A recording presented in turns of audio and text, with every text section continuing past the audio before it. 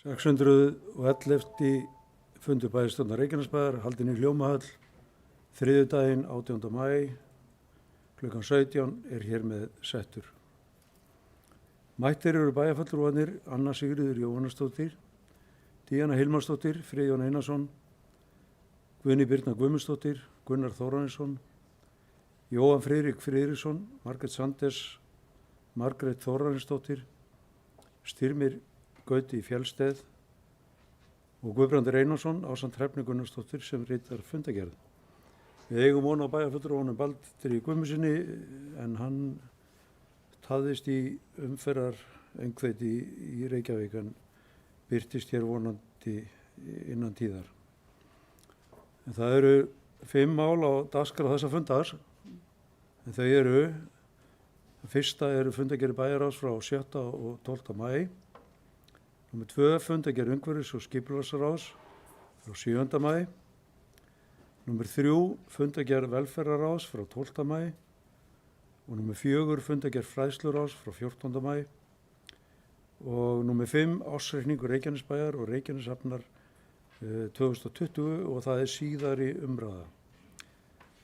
Þá göngum við til dagskrár og tökum fyrir fyrsta dagskrárlið sem eru fundargerðir bæjarráðs frá 7. og 12. maí. Orðið er laust. Margrét Sanders gerðu svo vel.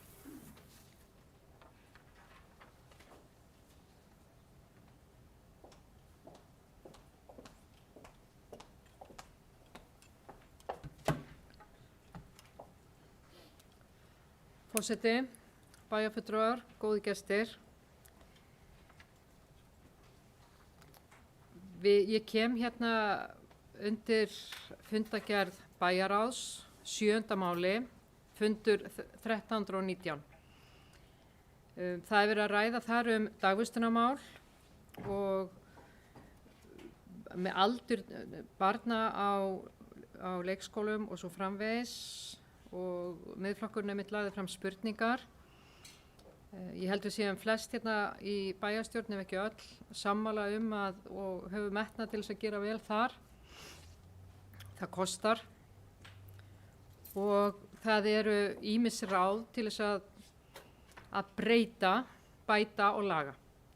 Og eitt af því sem að mörg sveitarfélög hafa farið út í er að bjóða 5 ára börnum eða búa til 5 ára deild í skólum, ekki leikskólum. Leikskólar hafa margir hverjir undirbúið 5 ára börn í leikskólanum sínum mjög vel undir skólavist, misvel auðvitað eins og alltaf, en yfirleitt mjög vel. En það er mjög áhugavert að vita og kanna það markvisst hvernig svona hefur gengið í öðrum sveitarfélögum. Það er að bjóða 5 ára börnum að byrja í skóla í Reykjanesbæ. Það þarf auðvitað að stíga alveg til jarðar. Við vitum ekki kost og galla, við vitum ekki hvað það kostar og væntanlega eflaust ef það er ekki laust pláss í skólunum þá þarf kannski að vera laus stofa fyrir utan eins og við þekkjum sem er nú þegar núna í Stapaskóla. Þetta er allt sem yrði kannað og þess vegna án þess að vera með tillögu beint málið að fara í þetta að þá leggjum við til og erum að bóka að það verði kannað þetta mál og svo sá ég núna áðan, það var verið að senda út boð á fund í bæjarráði þar sem að verður áfram rætt þessi leikskólamál og við teljum að þetta á jafnvel heima þá þar en forseti með leyfi þínu að þá les ég upp bókun okkar sem er líka ákveðin tillaga í en okkur finnst eðlilegt þar sem að þið hafið ekki séð þessa tillögu að hún fari annarkvort til fræðsluráðs til frekar umfjöllunar eða í bæjar á næsta og síðan til fræðsluráðs ef að menn hafa hug á því og líst vel á þessu hugmynd. En bókunin er svo hljóðandi, með leyfi forseta. Við bæjarfulltrúar Sjálfstæðisflokksins leggjum til að fræðslusviði Reykjanesbæjar verði falið að kanna kosti, galla og kostnað við að bjóða upp á forskóladeild fyrir 5 ára börn í Reykjanesbæ.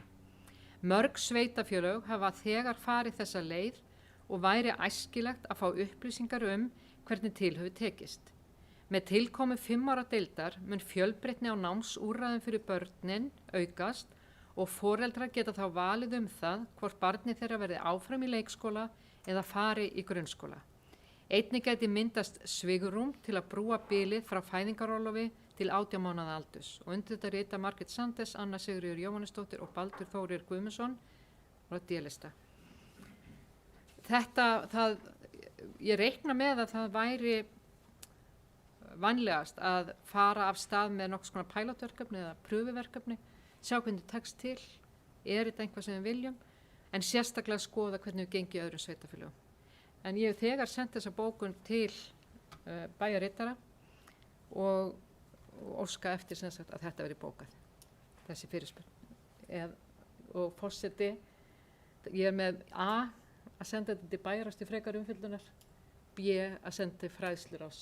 Þannig að ég vil endilega fá umræðum það. Takk.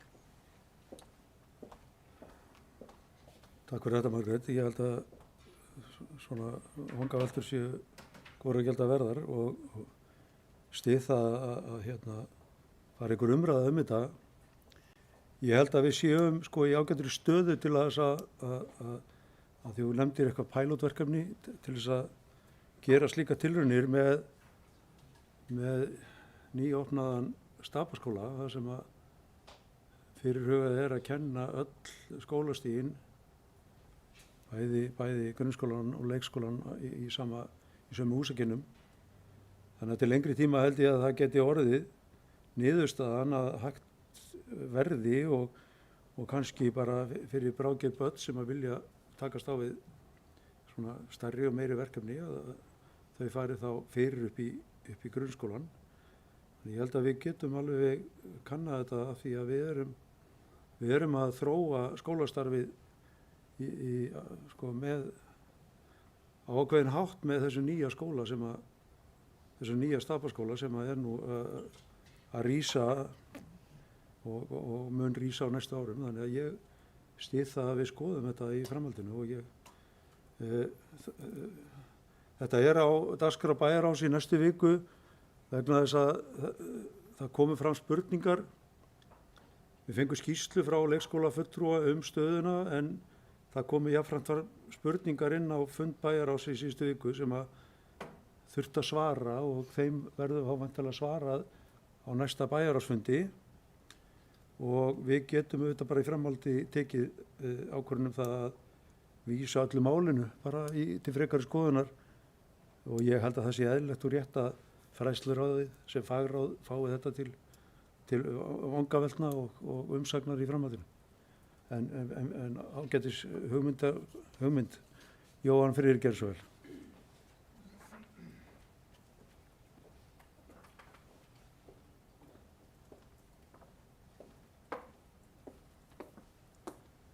Forseti, ágætu bæjarfulltrúar, flott hugmynd. Mér finnst að við ættum að velta öllu upp þegar kemur að þessu. Það eru auðvitað mikil gerjun í gangi. Nú er sama leyfisbréfið orðið samþykkt á milli þessara skólastiga. Og ég sé skólastiga vegna þess að leikskólinn er sannarlega að færast úr því að vera kannski svona ekki alveg fullgildur hluti af menntakerfinu. Verður það án efa á næstu árum. Það er mín tilfinning. Hvort sem að hann verður lögbundinn eins og margir hafa talað eða hvernig sem að strúktúrin á því verður. Það er mjög faglegt og flott starf sem að fer fram í leikskólanum. Og þess vegna tek ég undir það. Mér finnst þetta áhugaverð pæling og bara vegna þess að við erum að leyfa okkur aðeins að ræða þessi mál svona við grundvelli. Veit bæjarfulltrúi Margrét Sandes hvort að svona verkefni séu í gangi annar staðar og ef svo þá er bara gaman að fræðast það.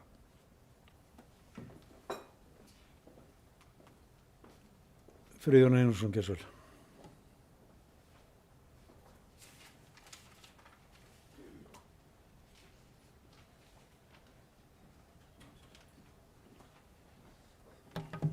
Forseti, ágætu bæjarfulltrúar.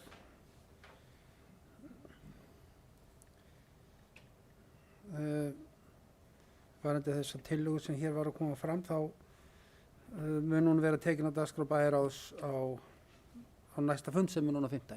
Þannig að við tökum þá umræðinu það hvernig við viljum vísa málun áfram. Mér langar aðeins að nefna hérna nokkur atriði varðandi bæjarráð. Það er annars vegar á fundinum sem haldið var 7. maí síðastliðinn, en þar var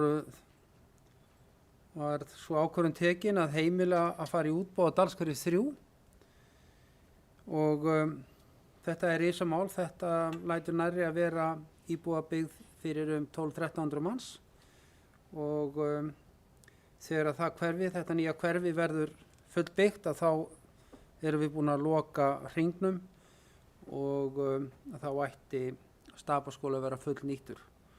Þetta er stór ákvörðun og gatnaframkvæmdir verða boðnar út núna og vonandi hefjast þær þá fljótlega í sumar og við sjáum þá kannski úthlutun hefjast síðar í sumar og framkvæmdir kannski við byggingar þar á eftir. Spennandi verkefni og vonandi tekst vel til. Það er ljóst að það er mikil eftirspurn eftir lóðum í Reykjanesbæ og hér fjölgar alltaf, þannig að við þurfum að halda áfram. Síðan á fundinu 12. maí síðastliðinn, þar voru nokkur mál sem ég langar aðeins að nefna. Það er annars vegar að þar voru allir sammála í bæjarráði að það þyrfti fleiri sæti á knattspyrnuvöllum í Keflavík. Liðið kom upp í úrvalsdeild og sætin orðin léleg og ánægjulegt að veita til þess að bæjarráð var sammála það að bæta við sætum, 150 til 200 sætum í stað þeirra sem voru illa farin og tjónuð. Síðan langar mig að nefna að eins og við vitum öll að það hefur verið mikið að gerast í framkvæmdum í Reykjanesbæ á öllu þessu kjörtímabili og það heldur áfram. Við erum að búa að samþykkja að ganga til samstarfs við Ístak byggingu við Njarðvíkurskóla og það var samþykkt í bæjarráði á síðasta fundi og það er framkvæmdir við nýja endurbætta kennslustofu og stækkun í kringum 87 milljónir. En það var samhljóð að fara í þá framkvæmd. Nú Myllubakaskóli verður líka á framkvæmdastigi og þar verður farið í mikla framkvæmdir í sumar og það skapast atvinna við þetta leið og það þarf að fara í endurbætur á húsnæði sem var orðið lélegt og ekki bjóðandi lengur. Nú og síðan erum við að fara í útboð á síðar í sumar á íþróttahúsi og sundlaug við Stapaskóla. Það verður nóg að gera á þessu sviði hjá okkur og ég vil þakka fyrir alltaf samstarf sem hefur verið í þessu. Þetta hefur allt verið samhljóð að fara í þessu verkefni og gaman að sjá hvernig krafturinn er mikill í sveitafélaginu.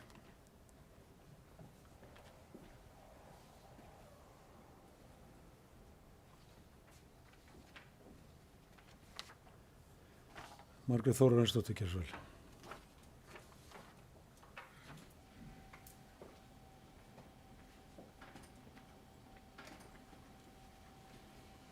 Virðulegi forseti og aðrir viðstaddir, ég kem hér undir fundargerð bæjarráðs frá 7. maí. Ég kem hér undir lið 1, skipulagsbreyting á velferðarsviði. Ég fagna þessum breytingum og því skipulagi sem er núna í gangi og þær eiga örugglega eftir að leiða gott að sér fyrir allt svið og jafnframt starfsfólkið. Þetta er tímabært og þetta er mikil áskorun fyrir starfsfólkið en ég trúi því og vona svo innilega að þetta eigi eftir að koma vel fyrir allt sviðið. Síðan langar mig að koma hérna til lið 2, Selás 20. Þetta mál hefur verið ein sorgarsaga fyrir eigendur Selás 20 og Reykjanesbæ. Þetta er enn eitt máli sem hefur farið í kæruferli og í þessu tilfelli hafa eigendur hússins að Selási 20 sent kvörtun til umboðsmann Alþingis. Þetta er sorgleg niðurstaða. Síðan langar mig að koma hérna undir lið 9, framlenging samnings við Grant Thornton, endurskoðendur eignarhlutafélag. Þar sem ég er áheyrendafulltrúi í bæjarráði þá vil ég koma því á framfæri að ég tek undir með bæjarfulltrúnum Margréti Sanders og Baldri Þ. Guðmundssyni og ég með því ekki samþykkja þennan lið fundargerðarinnar og ég óska að þetta verði bókað. Það er að segja þessi síðasta setning sem ég sagði. Síðan langar mig að koma hér undir fundargerð bæjarráðs frá 12. maí. Þetta er liður 4, samkomulag aðgengismál fatlaðra Ég fagna þessari samstarfslýsingu Samgöngu- og sveitarstjórnarráðuneytisins, Sambandi íslenskra sveitarfélaga og Öryrkjabandalagsins. Þetta er fagnaðarefni að þetta samkomulag sé í höfn, en það eru mikilvæg réttindi fatlaðra að ræða að þeir hafi aðgengi að samfélaginu jafns við aðra. Í framhaldi af þessu samkomulagi þá óskaði ég eftir því að umhverfisið gerði úttekt á aðgengi fatlaðra á þessu kjörtímabili og jafnframt hve miklu fé hefur varið í málaflokkin. Það verður áhugavert að sjá gögnin sem umhverfisið og deildarstjóri Eignarsýslu muni leggja fyrir bæjarráð næstkomandi fimmtudag. Takk fyrir.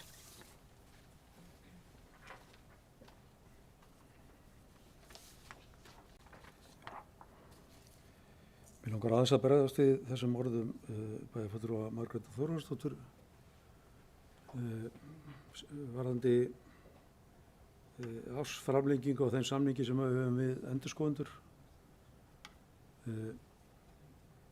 Við höfum heimildir til þess að framlengja slíkan samning og við nýttum okkur þá heimild þar sem að það tekur ný fyrirtæki talsverðan tíma að ná utanum þá starfsemi sem að sveitarfélagi er að reka og það tók þessa endurskoðunarskrifstofu að minnsta kosti ár, jafnvel 2 að ná alveg utanum það sem að, og það tók meiri tíma heldur en að þeir höfðu gert ráð fyrir að ná utanum þetta.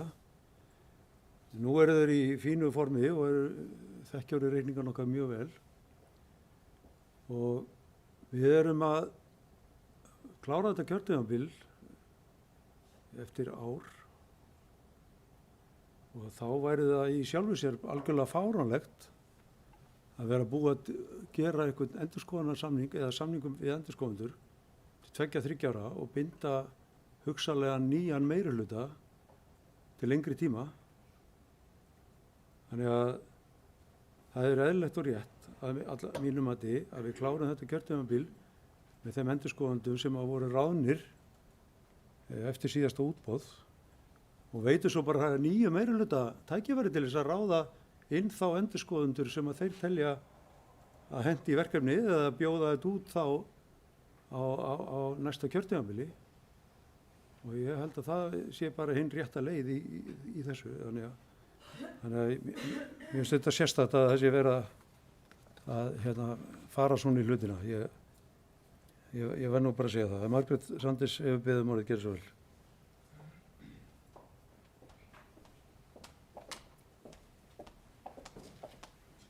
Forseti, bæjarfulltrúar, góði gestir. Af því að það kom fyrirspurn áðan varðandi hvort það væru önnur sveitarfélög sem væru með skóla fyrir 5 ára börn og þá erum við að tala um skóla, ekki leikskóla og ég veit um nokkur sveitarfélög og það eru Hafnarfjörður, Reykjavík og Garðabær. Það er Hvaleyrarskóli og það er Ísaksskóli og ég held að séu fleiri í Reykjavík og einhver sagði mér að vera í Mosfellsbær og fleiri en ég er ekki viss um það og ég veit að okkar skólafólk þekkir það vel en það er komið reynsla hjá sumum sveitarfélögum og það verður áhugavert allavega að sjá hvernig svo reynsla hefur komið út. Aðeins sem varðandi endurskoðunina, ég hefi sjálfur sér ekkert út á Grant Thornton að setja.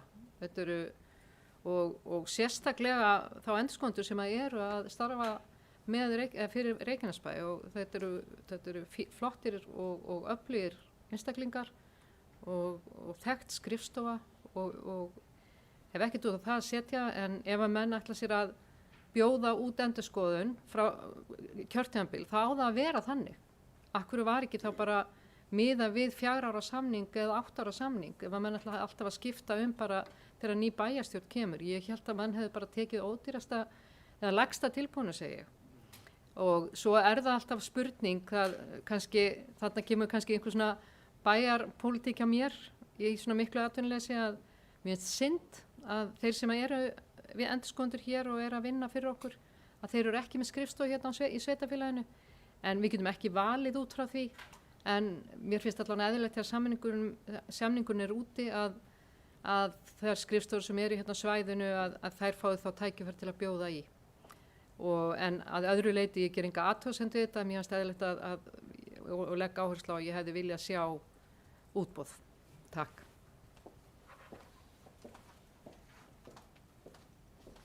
Takk fyrir þetta. Það hafi ekki fleiri kvartsins undir þessum lið. Þeir sem geta samþykkt fundargerð bæjarráðs frá 7. og 12. maí eru beðin að gefa merki. Varst að biðja orðið? Gerðu svo vel, herra Baldur. Velkomin í salinn.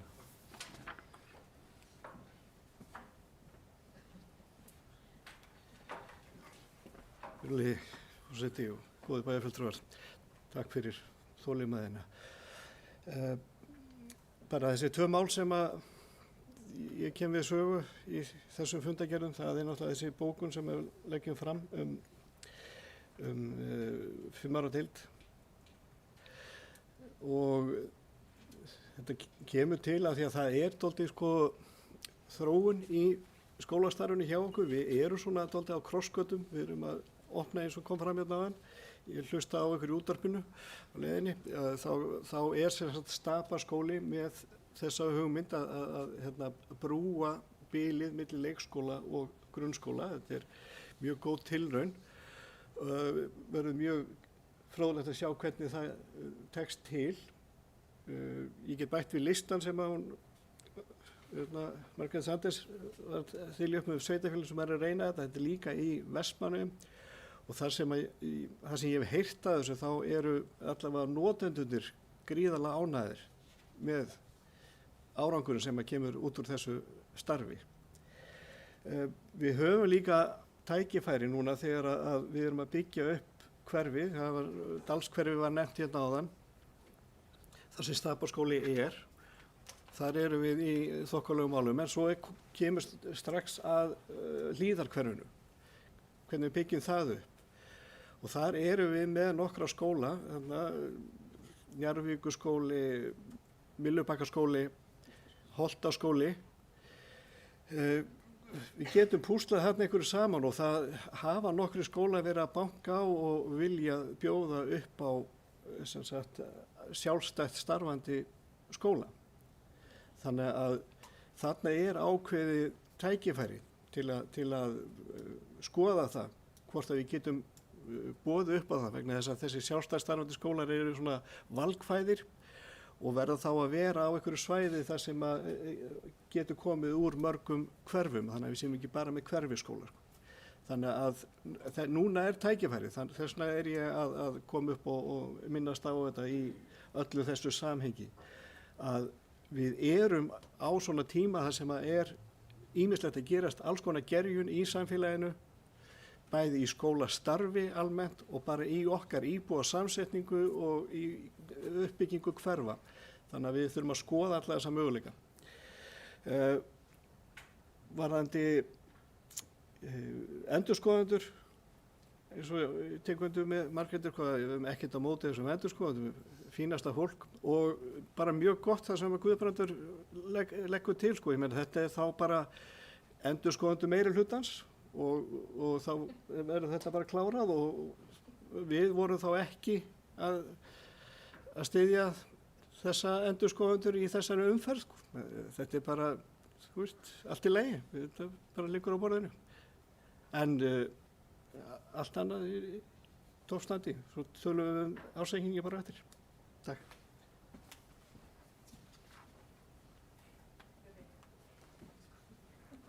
Díana Helmersdóttir Geirsvöld.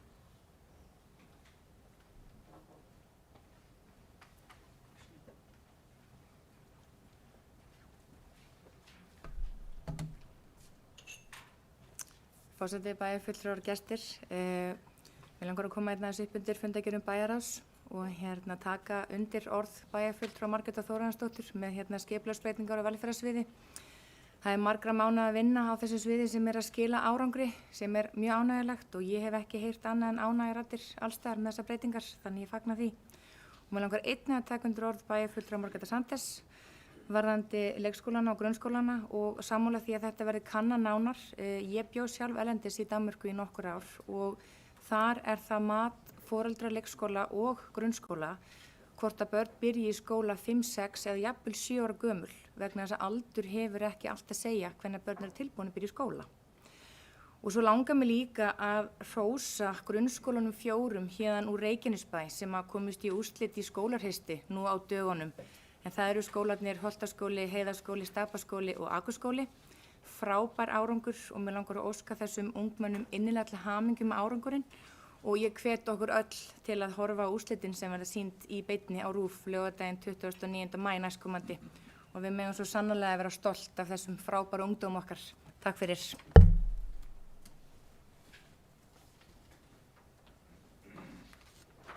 Takk fyrir þetta. Ég held að ég sé ekki að missa neinum en ég sýnist nú að það hafi ekki fleiri beðið orðið og ég vil þá bera upp fundargerðir bæjarráðs frá 7. 12. maí til afgreiðslu þessi samþykkta fundargerðindar fyrir beðinum að gefa merki.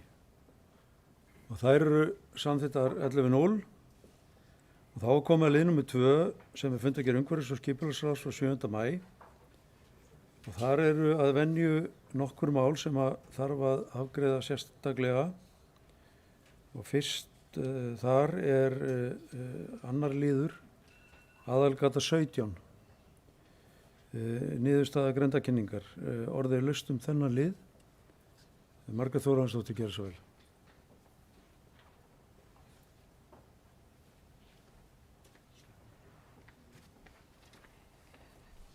Virðulegi forseti og aðrir viðstaddir. Já, ég óska þess að þessum lið verði vísað aftur til umhverfis- og skipulagsráð í ljósi þess að Reykjanesbær er ekki með almennar reglur varðandi leyfisveitingar eins og þessa. Umhverfis- og skipulagsráð samþykkti þessa leyfisveitingu þrátt fyrir mótbárur sem bárust frá 2 nágrönnum. Ég legg því þessa tillögu til. Takk.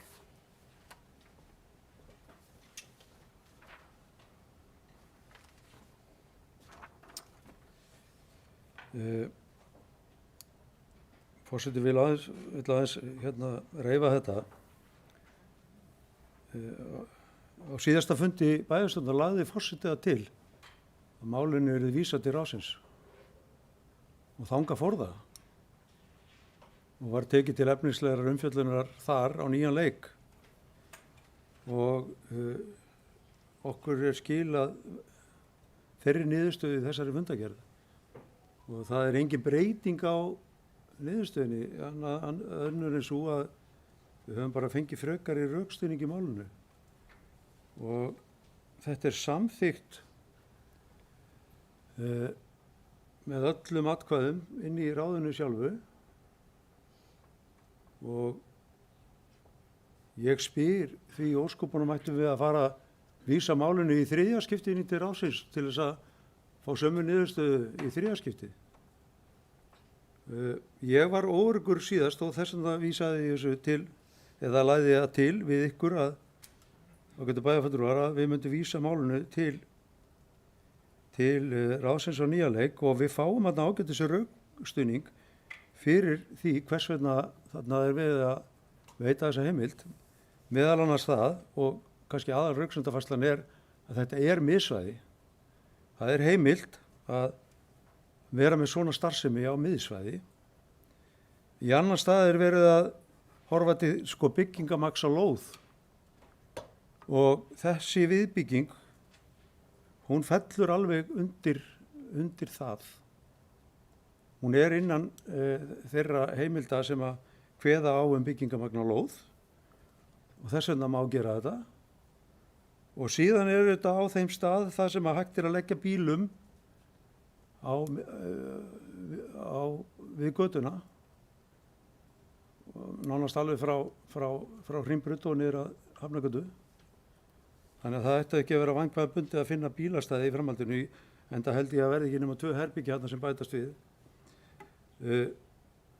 Og ráðið getur í raun og veru ekkert annað en veitt þessa heimild þar sem þetta fellur alveg innan þeirra reglna sem að unnið er eftir.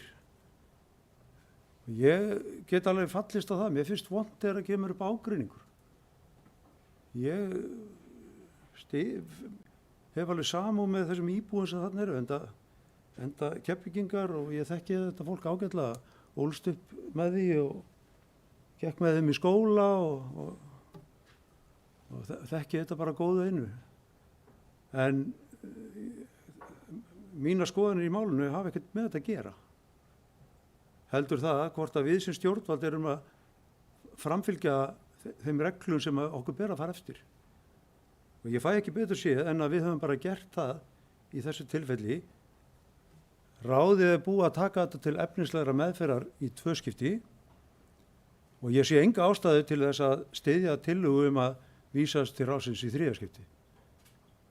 Þannig að ég, ágætu bæjarfulltrúar, ætla að leggja það til að við greiðum atkvæðum þessa tillögu bæjarfulltrúa Miðflokksins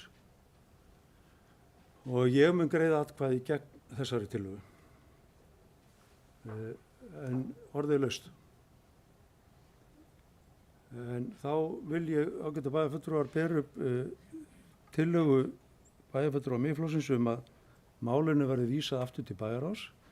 Þeir sem samþykkt geta þá tillögu eru beðin að gefa merki.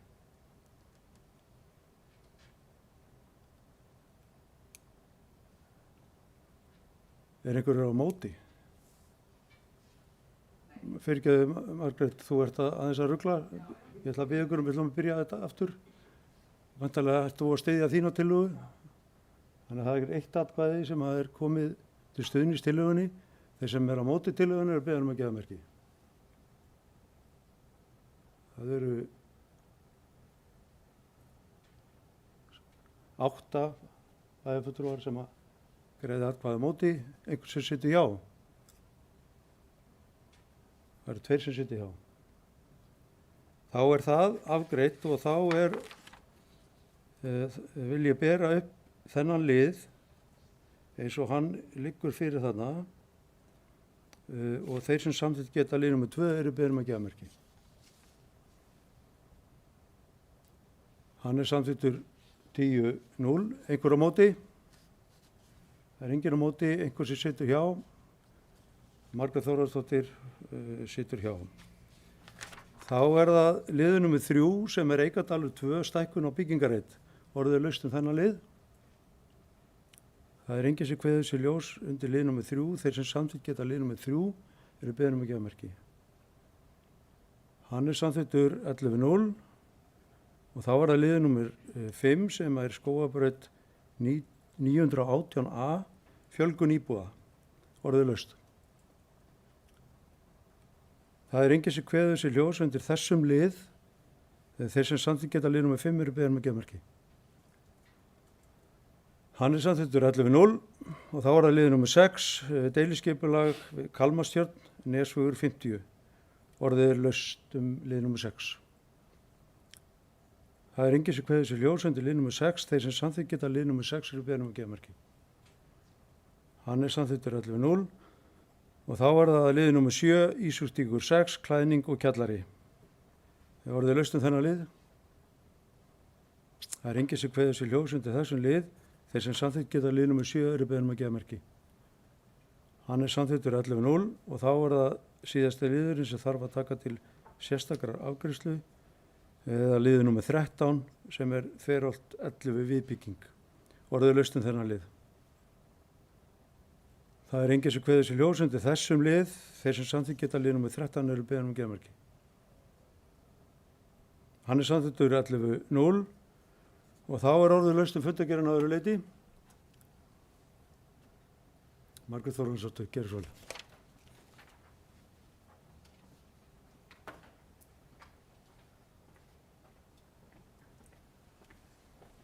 Virðulegi forseti og aðrir viðstaddir, ég kem hér undir lið 20, Borgarvegur 24, óskum endurupptöku stjórnvalds ákvörðunar. Hér er á ferðinni einkennilegt mál stjórnsýslulega séð.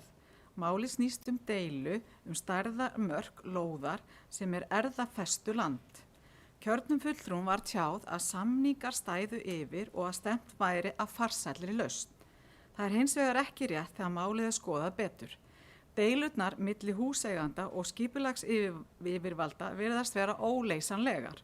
Það allra vestra í málinu er að það er búið að blanda vegagerðinni inn í málið sem talin er þurfa á þessari lóðaskika að halda sem er deilt og það stendur jafnvel til að leggja nýtt 2-falt hringtorg. Öllu þessu hefur verið haldið fram við kjörna fulltrúa af skipulags yfirvöldum sem seinna kom í ljós að væru ósannindi. Skipulagsmál í sveitarfélaginu eru stundum mjög eldfim og þegar svona misræmi kemur fram er það merki afar slaka stjórnsýslu. Ég óska þetta verði bókað. Takk.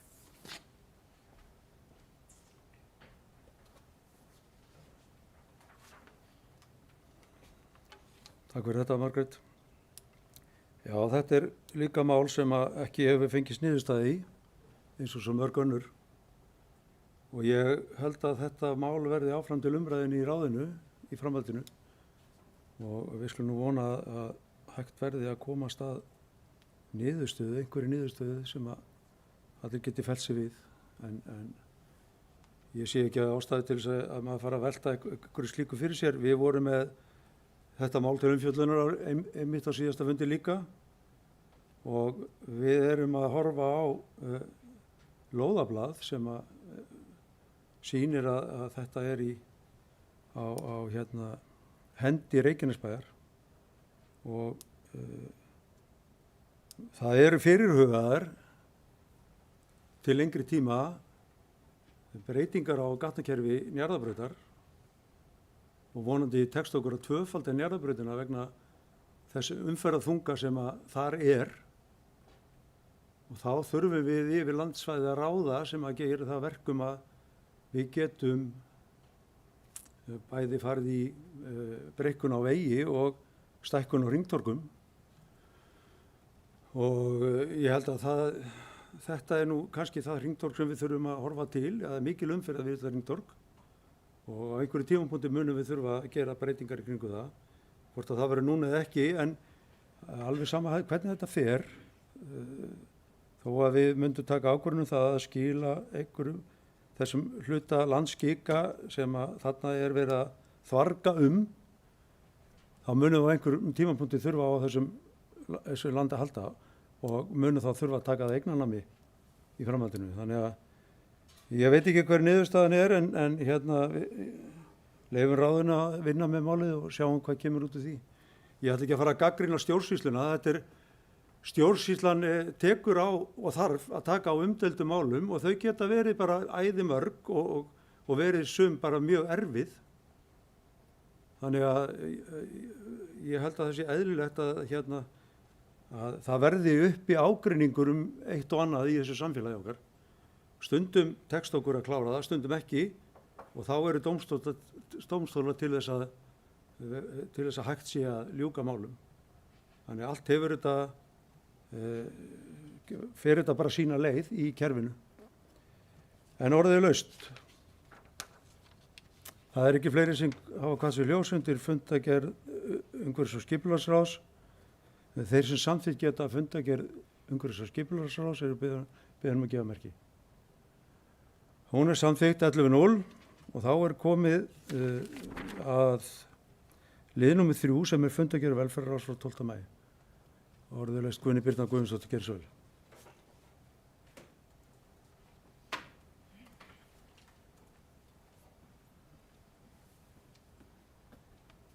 Kæri forseti, bæjarfulltrúar og gestir. Já, mér langar að koma hérna upp undir lið velferðarráðs frá 12. maí síðastliðnum, þar sem að ýmislegt áhugavert var tekið fyrir og ber þar helst að nefna nýtt hjúkrunarheimili. En eins og við vitum hefur staðan á nýju hjúkrunarheimili frestast aðeins hjá okkur því miður vegna ýmissa ástæðna sem ég ætla ekki að reifa hér, en aðalatriðið er að það komið flug í verkefnið og mun vera farið í útboð núna fljótlega og því ber virkilega að fagna. Planið okkar er eins og staðan er núna og hefur verið að við munum losa Hlévang hjúkrunarheimilið og setja það fólk inn á þetta nýja heimili sem að við ráðgerum að muni opna mitt ár 2024. Þannig jú, það eru 3 ár í það en við erum samt komin af stað. Biðlistin í dag er í kringum 30-40 manns. Þannig að það er ekki seinna vænna en að hefja framkvæmdir. Þannig að því ber að fagna. Nú, við fengum Ásu Eyjólfsdóttur sem var forstöðumaður öldrunar- og stuðningsþjónustu velferðarsviðs til okkar, þar sem að hún kynnti fyrir okkur hvernig hafi gengið með þetta risaverkefni sem að tók óendanlegan tíma að mér finnst þegar við ákvaðum að samþætta heimahjúkrun og heimaþjónustu. Við tókum þetta fordæmi Akranes og þetta þekkist víðsvegar í Reykjavík líka og þetta verkefni hefur gengið mjög vel hjá okkur. Og hún kom sérstaklega inn á það að þjónustu þegar gera ekki greinamun á hvor er að vinna fyrir hvern og þetta bara flæðir rosalega vel. Þannig að það er fyrir öll að vera að veita góða þjónustu sem að þjónustu þegarnir okkar er ánægði með og því höfum við náð að gera. Þannig að þetta er algjörlega fyrirmynda fyrirkomulag að samnýta þessa þjónustu. Nú, við fengum góða gesti á fundin. Við fengum Jón Kristinn Pétursson frá Hæfingastöðinni til að fræða okkur notendur á fatlaðs fólks sem hefur farið vel af stað og ber því að fagna. En svo fengum við Guðmund Gunnarsson varðandi endurskipulagningu á sviðinu og ég verð að segja það að ég var svo ánægð að fá þennan mann á fundin að sjá þessa breytingar út af því að við höfum verið í vandræðum á sviðinu varðandi þungmál, mörgmál, álag á starfsfólki okkar, álagsmælingar út úr kortinu. Við vitum þetta, við höfum reynt að bregðast við þessu, við höfum reynt að setja auki fjármagnin á sviðið sem við höfum gert. En með þessu, með því að brjóta þetta upp eins og þetta er og það ber að fagna því að hlutinni þurfa ekkert endalaust að vera eins og þeir hafa verið. En með þessu þá erum við svolítið að taka sviðstjóran okkar, hana Heru, í það að vera bara sviðstjóra og við myndum teimistjóra sem að sjá málaflokka hjá okkur og þeir eða þau munu vinna þétt saman að þessu málum.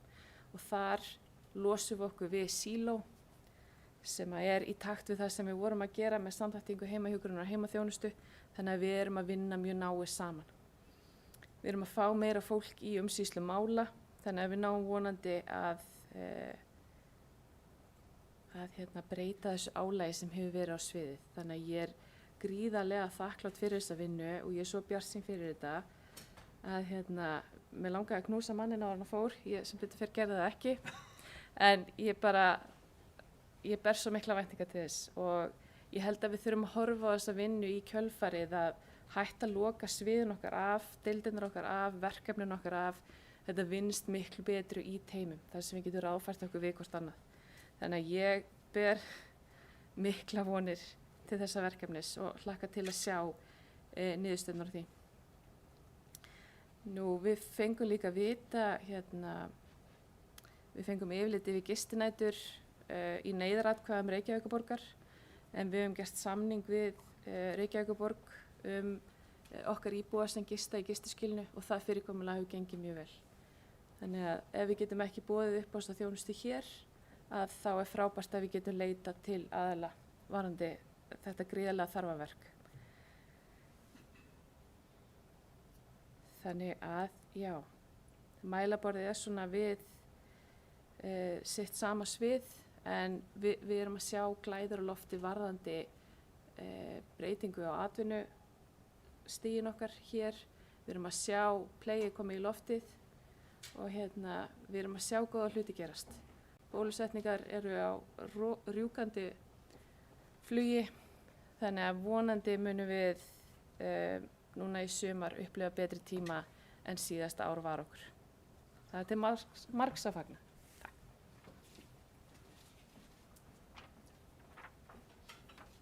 Takk fyrir þetta, Gunni. Margrét Þórðarsdóttir, gjörðu svo vel.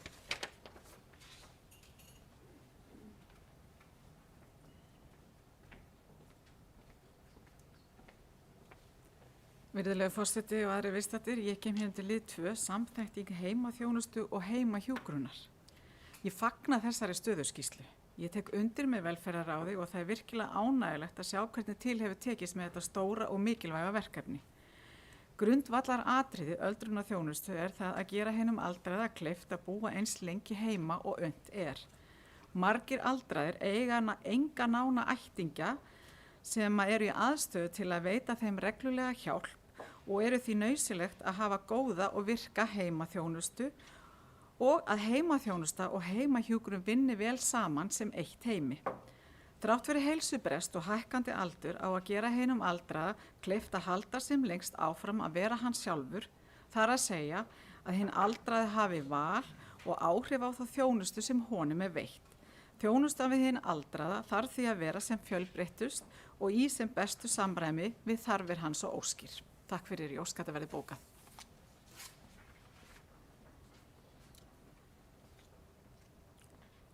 Virðulegur forseti, Nei, Billy Bæjarfulltrúar, takk fyrir þetta.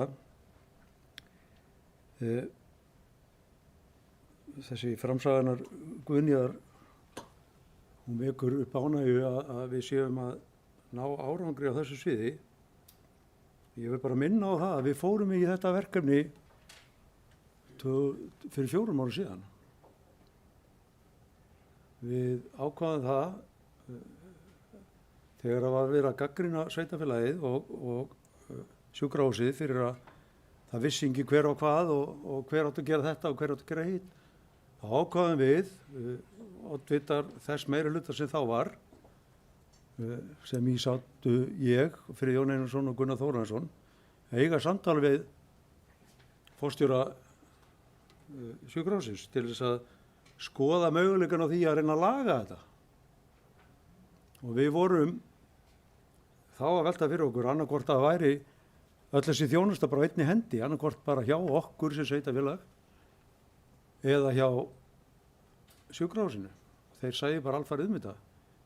Niðurstaðan úr þessu var það að það yrði farið í svona samráðsferli sem að myndi leiða það af sér að skýra verkaskiptingu á milli þessara tveggja stofnana, annars vegar sjúkrahússins og Reykjanesbæjar. Og það er greinlegt að það hefur tekist bara mjög vel til. Mjög vel til. Eldra fólki okkar er eins og Bæjarfulltrúi Guðni nefnir hér, er ekki átt að segja á því hvort að þjónustu veitandi sé Reykjanesbæjar eða sjúkrahúsið, og þetta rennur greinilega bara vel smurt, en þetta er svona dæmi hvernig við getum unnið vel saman og látið hlutina ganga, og þannig að þetta er bara frábært. En þetta gerðist ekkert með þessari skýrslu, þetta er búið að eiga sér aðdraganda. En orðið er laust. Anna Sigríður, gjörðu svo vel.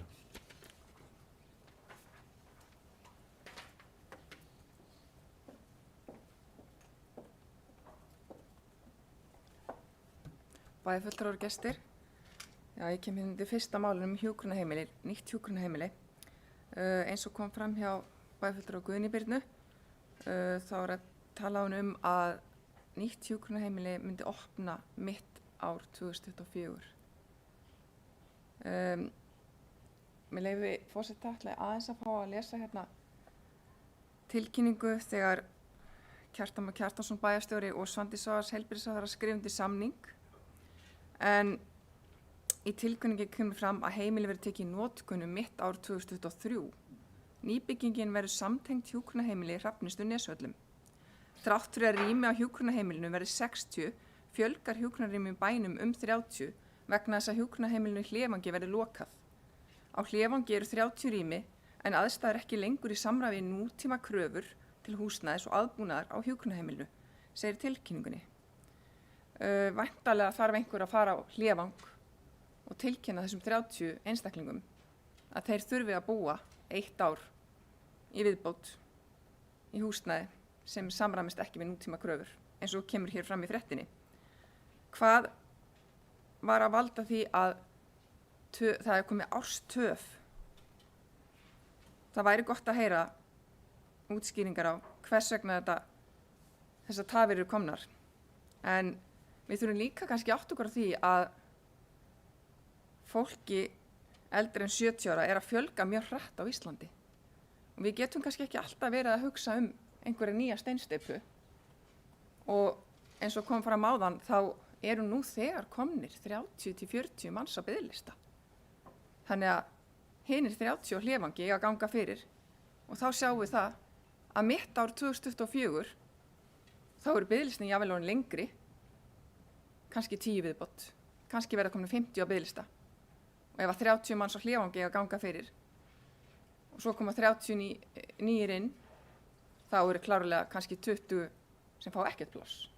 Þannig að við þurfum kannski að fara að hugsa að við þurfum að finna leiðir til þess að hjálpa fólki að búa lengur heima, gera þeim kleift að búa í eigin húsnæði og hugsa það að við getum ekki alltaf verið að bíða eftir að við stækkum ný hjúkrunarheimilin eða byggjum ný í okkar samfélagi. Ég held að við þurfum að fara einhverja nýja leiðir. En klárt mál, takk. Takk fyrir þetta, Anna Sigríður Jóhannesdóttir. Já, þarna skeikar heilu ári. Þegar að heilbrigðisráðherra kom hér í febrúar fyrir ári síðan og skrifaði undan samningu við okkur, þá var eins og þú segir gert ráð fyrir því að þetta tekið í notkun 2023. Þannig að þetta tæki 3 ár að byggja þetta. En eins og allir sjá sem keyra hérna framhjá Nesvöllum, þá ekkert byrjað að byggja neitt. Og því miður, það eru skýringar á því. Og bæjarfulltrúinn las líka upp úr grein, mér sýndist þetta vera eða frétt sem að hafi verið birt á RÚV að þetta væri samtengt því hjúkrunarheimili sem fyrir og þar liggur hundurinn grafinn. Framkvæmdasýsla ríkisins tekur við þessu verkefni fyrir hönd ríkisins og þeir gera athugasemdir við það að þetta verði samtengt við gamla hjúkrunarheimili okkar eða gamla nýja hjúkrunarheimili okkar. Og það búið að taka marga mánuði að þrátta það, með hvað hætti sé að leysa það. Af því að við héldum, og það stendur í samningnum, að þetta skulle vera tengt þarna á milli. Og það kostar 20 milljóna að fara að búa til ganga á milli þess gamla og þess nýja ef að þetta má ekki tengja þetta saman. Og það engin að ræða það að fara að hækka það fjármuni sem við fáum frá ríkinu, en sá kostnaður myndi þá lenda á sveitarfélaginu upp á 10 milljóna fyrir utan óhagræði sem verður að því að búa til ganga á milli stofnananna og gera það verkum að samnýtingin verður bara miklu verri og erfiðari. Það búið að reikna þetta allt út, þau skref sem að starfsmenn þurfa þá að stíga til þess að fara þarna á milli og það eru miklu fjármunir í þessu og mikið óhagræði sem að verður vegna þessa. En það búið að vera að reyna að lenda þessu máli í heilt ár án árangurs. En ég veit að Reykjanesbær hefur teygt sig býsna langt í þessu og einhverjir hafa nú verið að sýna þessu lit og reyna að vinna úr þessari stöðu hinum megin frá. Vonandi tekst okkur það. Við sjáum að hjúkrunarheimilið á Selfossi í fullri byggingu, alveg á fleygiferð, en það gerist ekki neitt hér. Og maður spyr, hvernig stendur á þessu? Selfoss hjúkrunarheimilið fekk nokkur 100 milljónum meira í framlag heldur en við, þrátt fyrir að vera að byggja 60 rými og sama og við. En við fengum, allavega ekki munað einhverjum 400-500 milljónum á þessum byggingum. Og ég bara sammála Önnu Sigríði með það að við þurfum að fara að skoða fleiri valkosti fyrir eldra fólk og kannski bara annars konar byggingamáta. Maður þekkti það hérna í gamla daga, að það voru til svokölluð elliheimili sem að breytti svo í hjúkrunarheimili. Og það kannski ætti að fara að skoða einhverja slíka byggingamáta það sem að fólk hefur sitt afdrepp upp á 20, 30, 40 fermetra og samnýta svo sali og eldhús og breyta þessu. Þannig að kannski fólk sem kringum 70 geti keypt sig inn á slíka staði eða slíkar byggingar. Hjúkrunarheimili eru í dag bara fyrir bráðveikt fólk. Þannig að það þarf að skoða fleiri úrræði heldur en það bara að halda fólki heima því að margir eru í þeirri stöðu að vera búin að missa maka sinn og eiga bara erfitt með að vera einir. Þannig að við þurfum að skoða möguleikann á því að fólk geti notið samvista á einhvern hátt og þá gæti til dæmis svona elliheimili eða dvalarheimili fyrir eldri íbúa verið einhver millileið í þessu. En þetta er eitthvað bara sem við þurfum að halda fram að skoða. En skýringin á þessu eru tafir vegna þess að það var ekki samþykkt að þetta var samtengt þetta nýja hjúkrunarheimili við það gamla. Norður-Aust. Baldur Guðmundsson, gerð svo vel.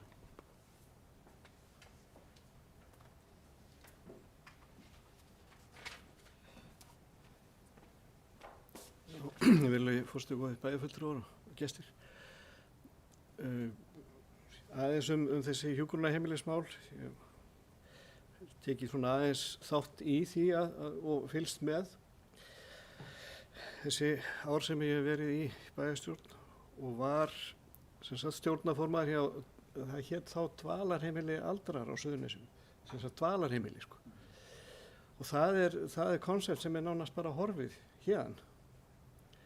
Þannig að við erum bara núna með hjúkrunarheimili og ekki bara það eins og við komum fram hérna að öldruðum hefur fjölgað, heldur verkefni hjúkrunarheimili einmitt að taka við fólki sem að bara getur ekki séð sig sama á hvaða aldrei það er.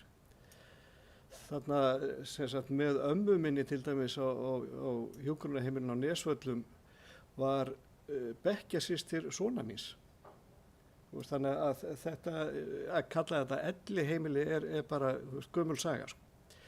Þannig að við erum bæði með aldraða sjúka og náttúrulega bara sjúka á öllum aldri sem geti ekki séð sig.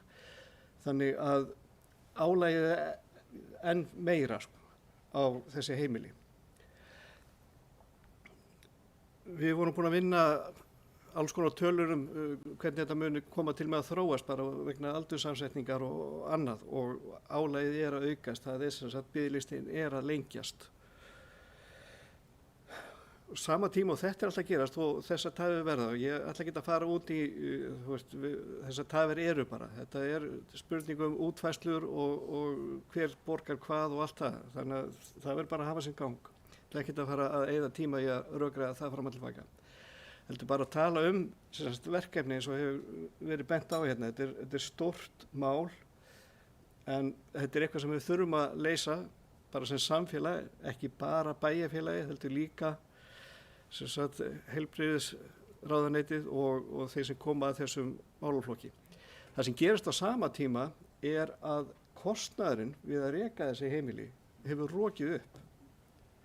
En það hefur ekki fylgt með framlagt til rekstursins og ég tel það eitthvað það merkilegasta sem að ég hef komið nálægt þessi 10 ár sem ég hef verið í bæjarstjórn. Það er að hafa lagt niður dvalarheimili aldraðra á Suðurnesjum og komið verkefninu hjúkrunarheimili yfir á Hrafnistu. Samið við Hrafnistu að taka verkefni að sér. Það eru mörg sveitarfélög sem eru að, þetta verkefni er að sliga mörg sveitarfélög. Mjög mörg hafa skilað verkefninu tilbaka. Við munum örugglega að fá að heyra í Hrafnistu á næstunni þegar að þetta verður tekið upp aftur og verkefni stækkar. Þannig að þessi lausn, hún er erfið fyrir okkur. Þess vegna er mjög nauðsynlegt að við leggjum okkar mörkum í þessari heimaþjónustu og heimahjúkrun þannig að við getum stutt fólkið sem að býr heima. Það er alveg lykilatriði í þessu. En hitt er svo stóra máli að við þurfum bara sem samfélag að leita nýrra lausnar. Það er orðið mjög aðkallandi. Takk. Takk fyrir þetta Baldur. Guðni Birna Geirsson.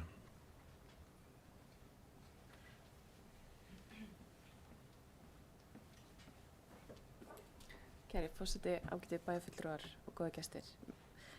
Já, mér langar aðeins að koma inn á þennan sama lið hérna aftur og það er alveg rétt að þetta átti að opna 2023 og ýmsar ástæður fyrir því, aðalega snýra hönnunarmálum húsins meðal annars.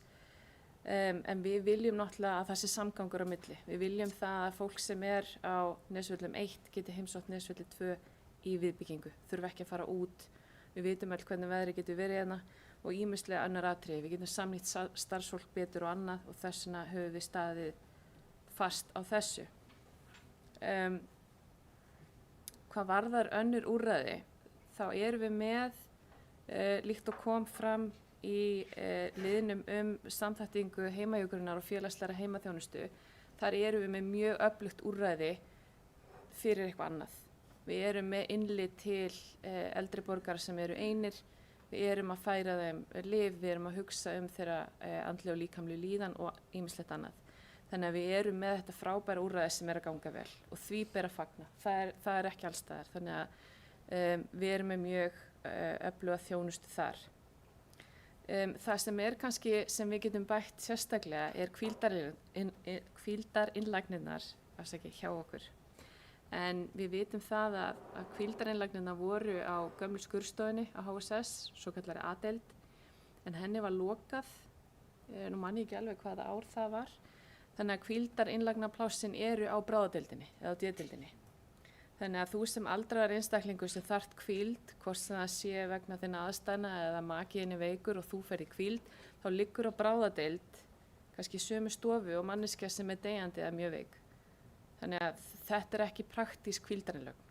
Þannig að þetta er eitthvað klárlega sem við ættum að skoða, hvort við ættum að flytja hvíldarinnlagnirnar eitthvað annað. Við gætum sett, ef við myndum byggja stærra heimili eða taka frá pláss á næsta heimili, þá gætum við verið með ákveðin pláss sem væru skilgreind fyrir hvíldarinnlagnir. Við gætum gert það. Og með því gætum við hvílt eldra fólki okkur svo gætum verið lengra heima. Við gætum líka byggt stóra dagvistun og þetta svæði býður upp á það. Að þetta verður svona mekka gráa hersins, Nesvellir, með hjúkrunarheimili, með íbúðir, með dagvistun sem vissulega til staðar í dag, með stóran matsal sem fólk getur hist og hangið saman.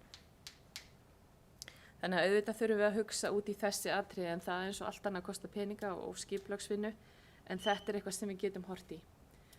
Hvað varðar hléfang sérstaklega, ég held að líða engum illa á hléfangi. Ég held að þetta sé mér þess að þetta hefur verið vinsælasta hjúkrunarheimilið til margra ára en eins og með svo margt annað sem er skrítið í þessum heimi þá koma ný lög og reglugerðir sem að segja eitthvað annað en það sem hefur verið viðhafst lengi og þar á meðal var fermetrafjöldi og klósettin á herbyggjum á hjúkrunarheimilum og hléfangur er ekki þannig, það er ekki öll herbyggi með klósett inn af herbygginu þannig að það eru einhverjir sem deila salerni og það þykir ekki eðlilegt í dag. Og í dag er reiknað með ákveðnu fermetrafjölda sem er kannski ívið minna á hléfangi því að herbyggin eru minni. En það er ekkert að húsinu per se nema það uppfyllir ekki nýjustu skilyrðin sem gert þetta hjúkrunarheimila. Og það er náttúrulega að sjálfsögðu hortið þeirra í þessu nýja heimili. Svo vantar okkur náttúrulega heilbrigðisstarfsfólk. Þannig að ef ykkur vill fara að reka hjúkrunardeild á Suðurnesjum þá er það frábært og hvað þá ef að Reykjanesbær myndi bara styrkja til slíkt náms eða eitthvað, það er fullt af hugmyndum, það vantar ekki. Það er bara hvað getum við gert, hvað á ríkið að gera en allavega ég fagna því að loksins er þetta komið á borðið. Það er alltaf búið að uppreikna hvað ríkið leggur í þetta þannig að við erum ekki að verða neinum fjárhæðum í byggingu hjúkrunarheimilisins. Því miður eru 3 ár í þetta en þetta er allavega á teikniborðinu.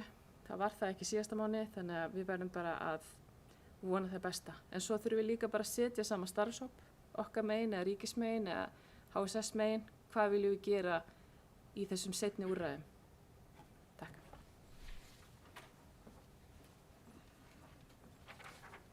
Takk fyrir þetta, Gunni. Það hafa ekki fleiri kvassi hljós undir þessum lið. Þeir sem samþykkt geta fundargerð velferðarráðs frá 12. maí eru beðin gjafmerki.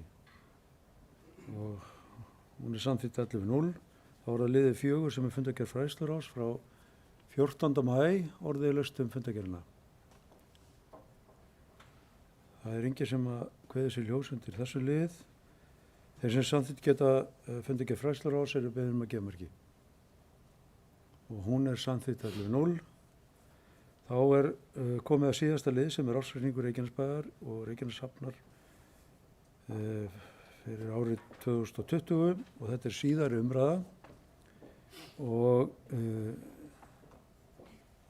þar sem að bæjarstjóri ekki á fundinum mun formaður bæjarráðs fylgja þessum reikningi úr hlaði. Gerðu svo vel í Friðjón.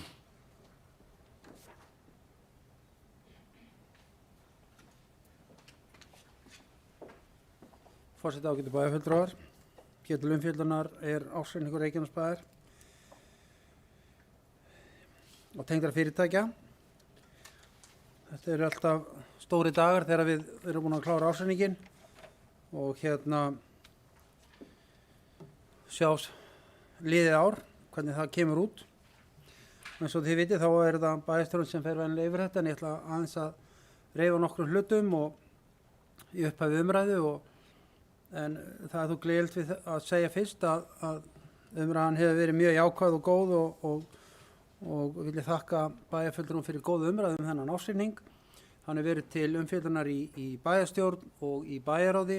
Þetta í þriðja skipti sem við ræðum, fjórða skipti raunveru sem við ræðum reikninginn og ekki hafa komið fram neinar sérstakar athugasemdir við það eða á þeim tíma. Mér langar svona að ganni að nefna það að þessi öld dálítið sérstök. Við erum búin að lenda í brotthvarf hersins, hrunið og COVID og fjármál bæjarins hafa farið upp og niður, gefur að skilja og þess má geta að rekstrarreikningur bæjarins hefur frá 2002 til 2020 stækkað úr 3 milljörðum í 17 milljarða á þessu tímabili, 18 árum, sem alveg ótrúlega tölur. Rekstur Reykjanesbæjar á árinu 2002 til 2010 var neikvæður öll árin en hefur síðan verið jákvæður öll árin frá 2011 og vonandi verður svo áfram. Þó að þetta ár sé kannski ekki alveg þar, gæti brugðið til beggja vona í því. En á þessu sama tímabili 2020 þá hafa eignir stækkað eða aukist úr 10 milljörðum í 40 milljarða. Við sjáum það hvað þetta eru miklar tölur og ótt að segja það að Reykjanesbæjar sveitarfélag í mikilli þróun og ég held að það sé ekkert sveitarfélag í Íslandi sem kemst nálægt þessum breytingu sem orðið hafa á nýrri öld frá 2002 til dagsins í dag. Við höfum átt oft við mikla erfiðleika og má segja það að í sameiningu okkur tekist að vinna á þeim og minnist á að skuldaviðmiðið okkar 2010 var 395%. 395% en í dag það í lok árs 2020 það 98%.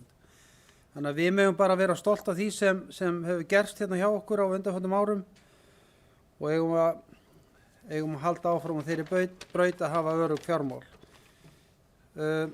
Mér langar aðeins í upphafi að vitna í endurskoðunarskýrslu Grant Thorntons sem liggur fyrir og var lögð fyrir í bæjarráði og liggur fyrir í dag líka en með leyfi forseta.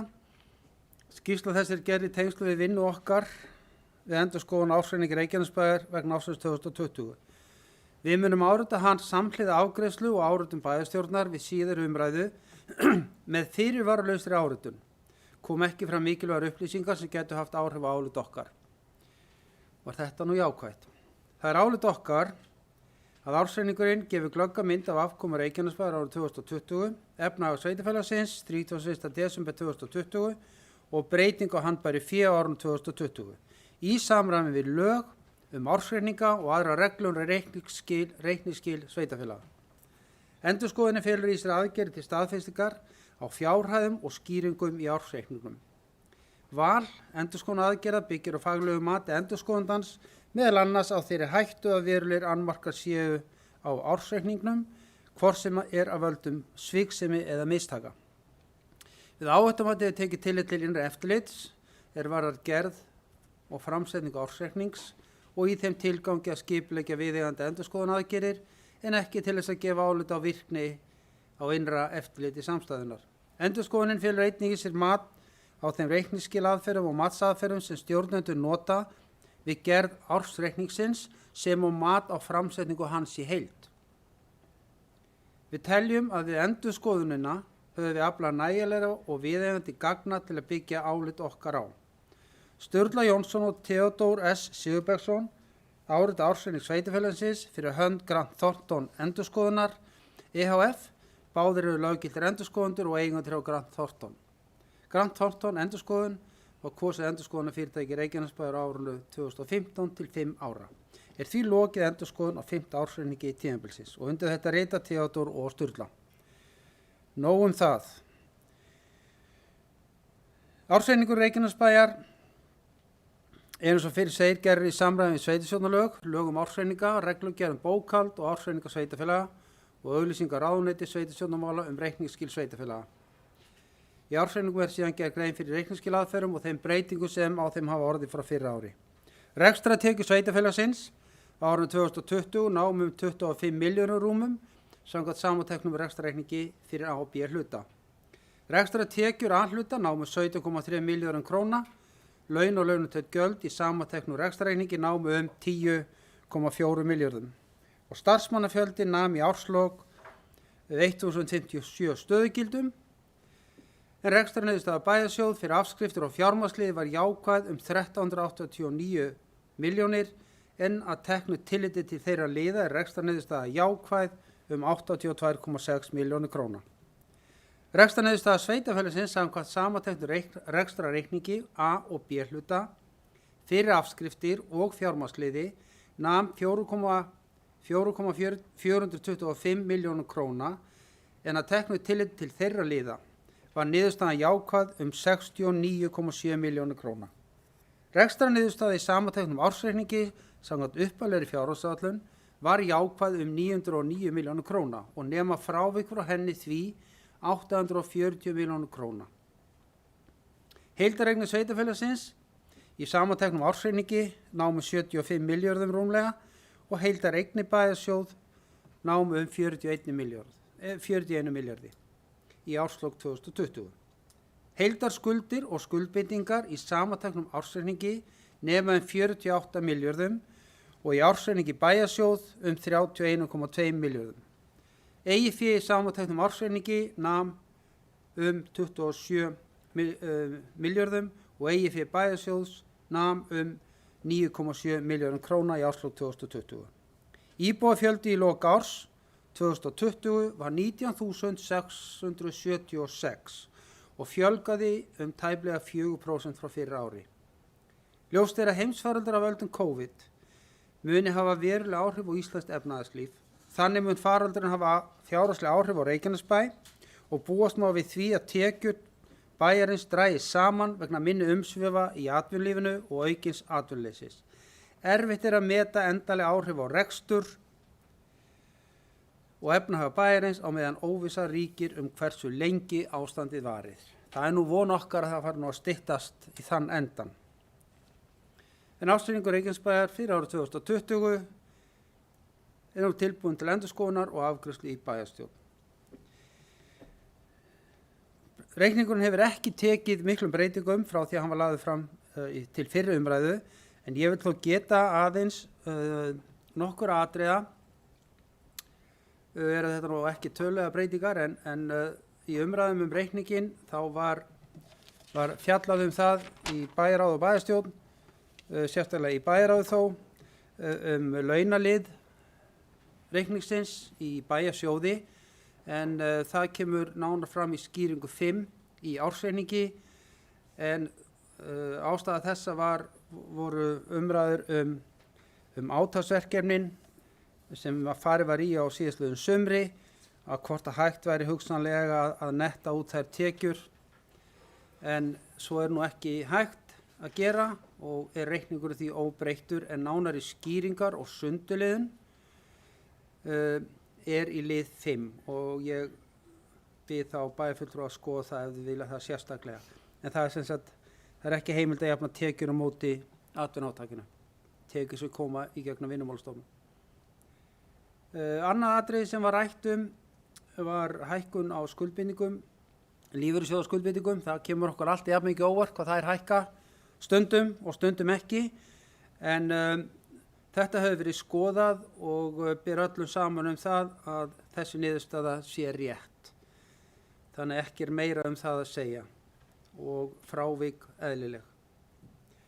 Sama á við þriðja atriði sem ég vildi nefna hérna, en það starfsmannafjöldin, en svo hefur myndast hjá öðrum sveitafélögum og hjá okkur að út frá áramótunum tekin staðan áramótum 2019 og síðan áramótunum 2020 og deilt í það með 2.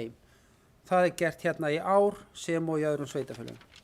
Annars legg ég reikning hérna fram til samþykktar og vil leið þakka sérstaklega fjármálastjóra og endurskoðendum og starfsfólki fjármálastjóra fyrir góða vinnu og góðar upplýsingar. Takk fyrir.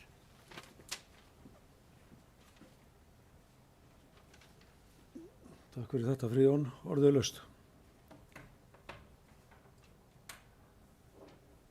Margrét Sandís Geirsson.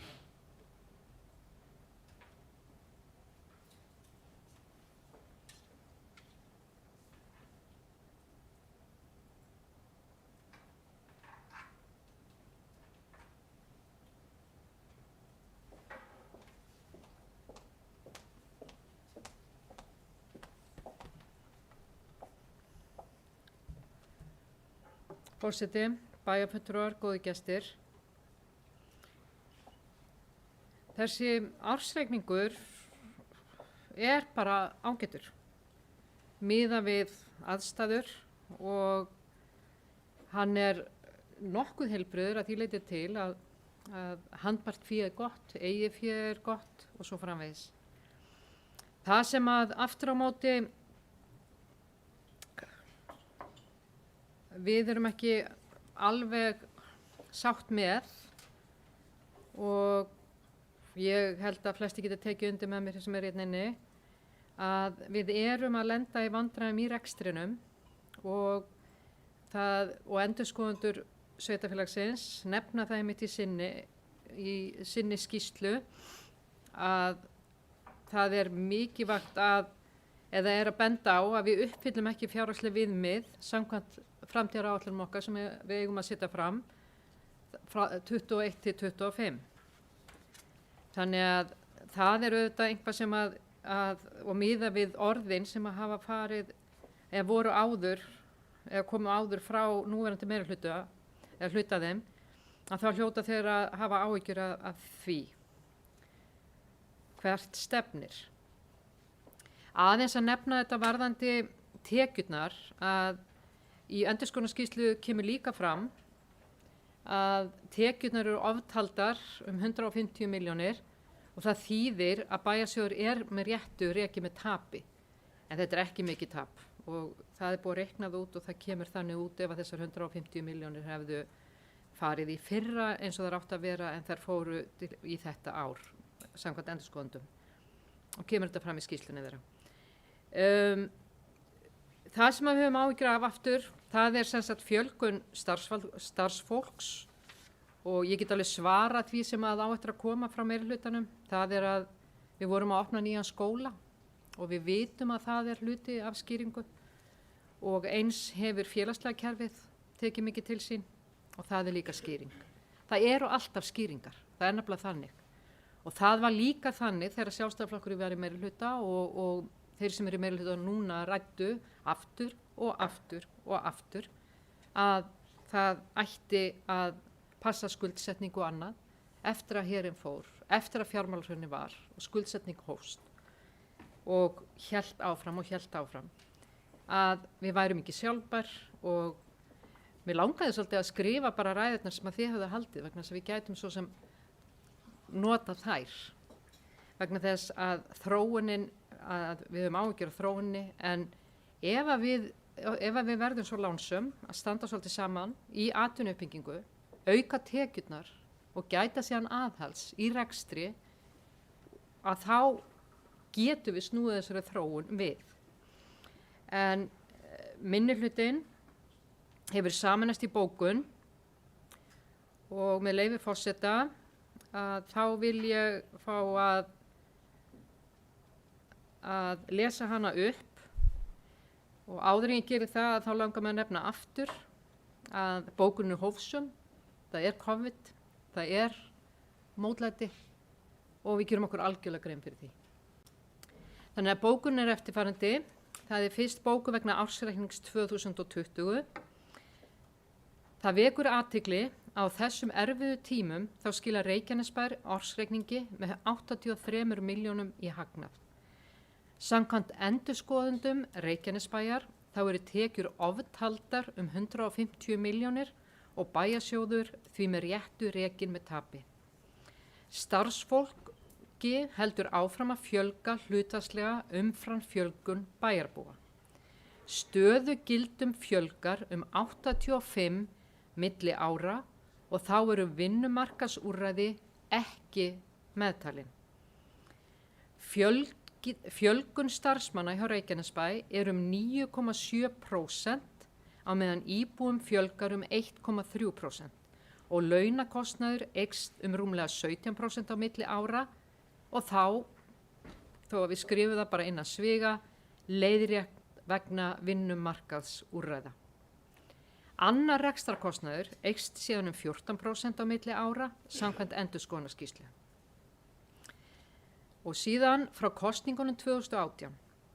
Frá 2018 eða þegar nýr meirihluti Samfylkingar, Framsóknar og Beinna leiðar tók við, hefur aukning á stöðugildum verið meiri en fjölgun íbúa.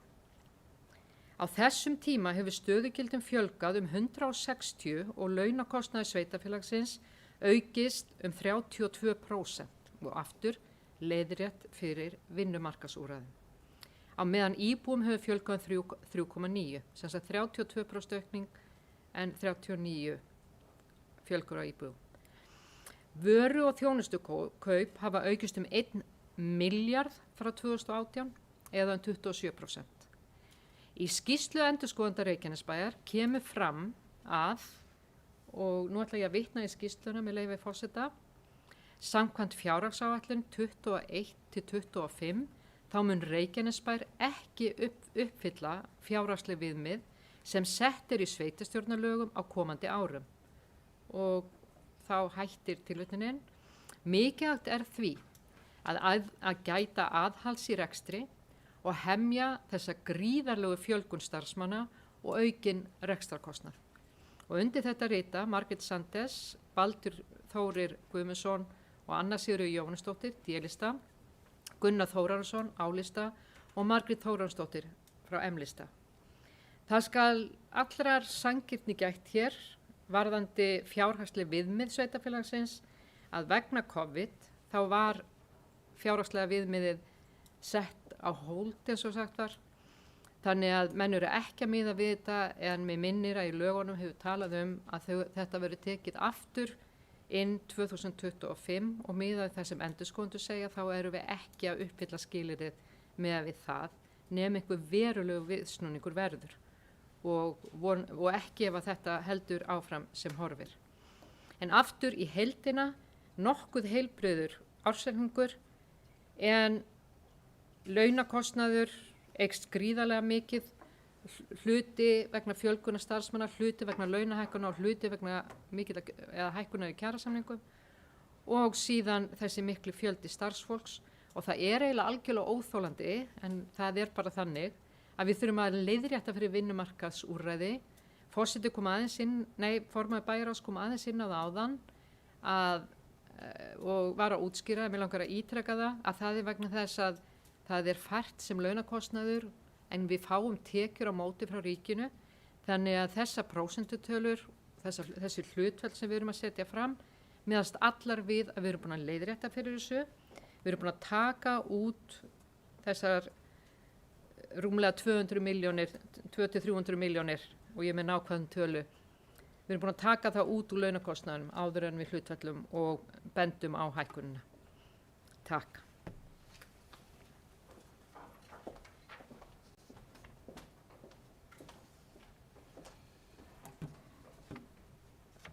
Já, ágætabæjarfulltrúar, ég vil nú þakka bæjarfulltrúa Sjálfstæðisflokksins fyrir þessa hófsömu bókun eins og kallaði hana.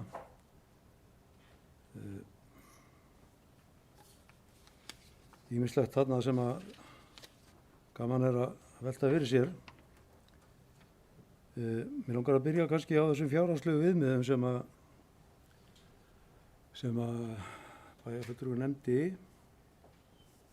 og lét þess getið í bókuninni að við varum ekki að uppfylla fjárhagslegu viðmið samkvæmt sveitarstjórnarlögum, en sagði það svo að þegar hún var búin að lesa bókunina að það væri búið að taka þessi fjárhagslegu viðmið úr gildi, en hún nefndi það ekkert sérstaklega í bókuninni sinni. Það er nefnilega, staðreyndin er svo að fjárhagsleg viðmið vegna COVID voru tekin úr gildi og bæjarfulltrúinn ætti að minnast þess að á síðasta bæjarráðsfundi spurði ég mitt endurskoðandann um þetta. Það er ekki fjárhagsleg viðmið okkar miðað við þær fjármálareglur sem voru í gildi. Við erum ekki að uppfylla þau vegna þess að það er fyrirsjáanlegt tekjutap eða neikvæð afkoma, en ekki vegna þess að við erum ekki að uppfylla viðmið skuldaviðmið. Við stöndum okkur ágætlega þar, en það er bara fyrirséð. Sveitarfélög á Íslandi í þessu ástandi eru að koma illa undan COVID og það gerir það að verkum að flest þeirra munu ekki uppfylla skilyrðum fjárhagsleg viðmið vegna þess að sveitasjóðirnir eða borgarsjóður verða væntanlega í vandamálum minnsta kosti þetta ár og næsta ár. Það gerir það að verkum að þrátt fyrir að það flest sveitarfélög munu uppfylla fjárhagsleg viðmið skuldaviðmiði, þá gera þau það ekki varðandi það að hafa hallalausan rekstur í 3 ár. Og þannig var þetta nefnt í endurskoðunarskýrslunni. En þess var getið að fjármálareglunar voru teknar úr gildi. En það fór ekki inn í bókun minnihlutans. Varðandi það að við varum að reka sveitarfélagi með 150 milljón króna tapi, það er kannski bara rétt að minnast á lotun tekna sem á sér stað á hverju ári. Og við getum þá sagt að einhverja tekjur sem hafa verið bókaðar á síðasta ári hefði átt að vera bókaðar inn á þetta ár. En þetta er svona lotun tekna, lotun hluta í bókaldi getur gert þetta verkum. En það er ekki, enda var endurskoðandinn ekki að halda þessu til streitu. Þeir eru að benda bara á þetta fyrirbæri lotun tekna sem að kannski þarf að skoða og það er voðalega erfitt að bókaðu og kaupi baunina fyrir áramóti, étur hann eftir áramótin, hvorum við átt að færa hana. Þannig að ég er ekki alveg klár á því, en endurskoðendur geta haft á þessu skoðun. Kannski bara vegna þeirra ræðna sem að haldnar voru hér á sínum tíma, ég tók nú þátt í því að halda ræður ársreikninga sem að ég var nú ekki alltaf rosalega ánægður með og ég er ekkert viss það að bæjarfulltrúi Margrét Sandís gæti tekið sér þær ræður í munn vegna þess að þær eiga bara alls ekkert við. Þær eiga bara alls ekkert við. Ef að hort er á ársreikningin okkar þá sjáum við það að rekstrartekjur þær duga fyrir rekstrargjöldum.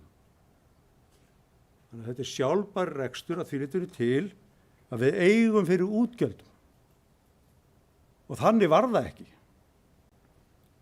Þegar vinur minn Böðvar Jónsson var alltaf að benda mér á það þú átt ekki að fara inn í reikninginu og átt alltaf að skoða niðurstöðutöluna. Þá var það vegna þess að menn fiffuðu með ýmiss konar hlutum sem voru fyrir neðan strik. Sölu, hagnaði þess og hinu sem að breytti reikningi. Þannig er ekki vissu það að bæjarfulltrúi Margrét Sandís geti notað þær ræður sem ég meðal annars hélt á þessum tíma. En ágætu bæjarfulltrúar, ég er eins og þið bara tiltölulega ánægður með þennan reikning að því leytinu til að við erum ekki að skila neikvæðri rekstrarniðurstöðu á árinu. Því leytinu er ég ánægður. Ég er náttúrulega ekkert ánægður með það að við höfum gert ráð fyrir að bæjarsjóður er í reki með 500 milljón króna tekju afgangi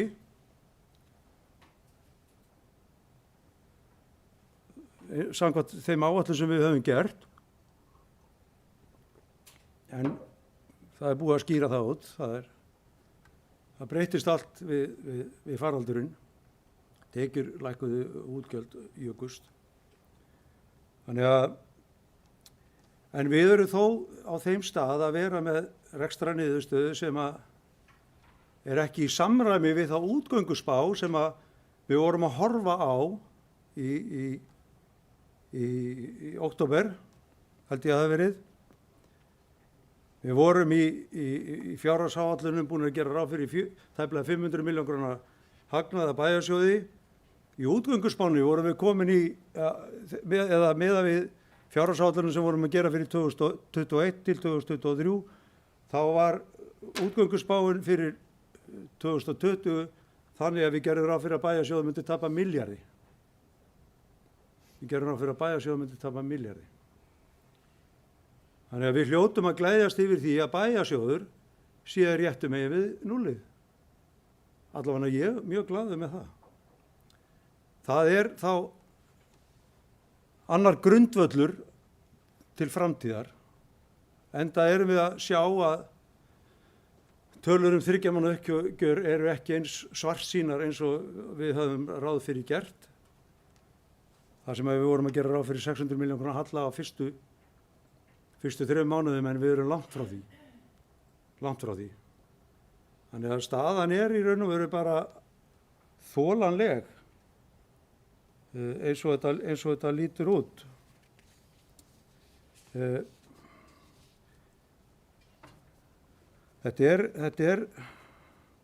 eru þarna atriði sem að er búið að vera að tala og sem að stinga í augun. Það stingur í augun að við séum að sjá launakostnað rjúka svona upp. Stingur verulega í augun. En eins og bæjarfulltrúi Margrét Sandnes nefndi hér áðan, þá eru til skýringar. Það eru fjölmennar, það voru bara dýri kjarasamningar sem áttu sér stað á síðasta ári, það er kostuð og þeir munu líka kosta á þessu ári. Við erum að fara í vinnutímastýtingu hjá vaktaðunum fólki sem að mun hafa talsverð áhrif og munu gera það verkum að launagreiðslur hjá sveitarfélaginu munu hækka. Það þarf að ráða í ákveðnum tilfellum fleira fólk og svo er það bara þannig að það er bara hámarksfjöldi nemenda í bekk og þegar hann fer yfir þennan hámarksfjölda, ég veit ekki hver hámarksfjöldin er í dag, það var nú þegar ég var kennari 33, en það hefur nú eitthvað lækkað, þá verður að skipta bekkjum og þá þarf að ráða nýjan kennara og við komumst ekki hjá því, við verðum bara að gera svo vel. Þannig er það bara.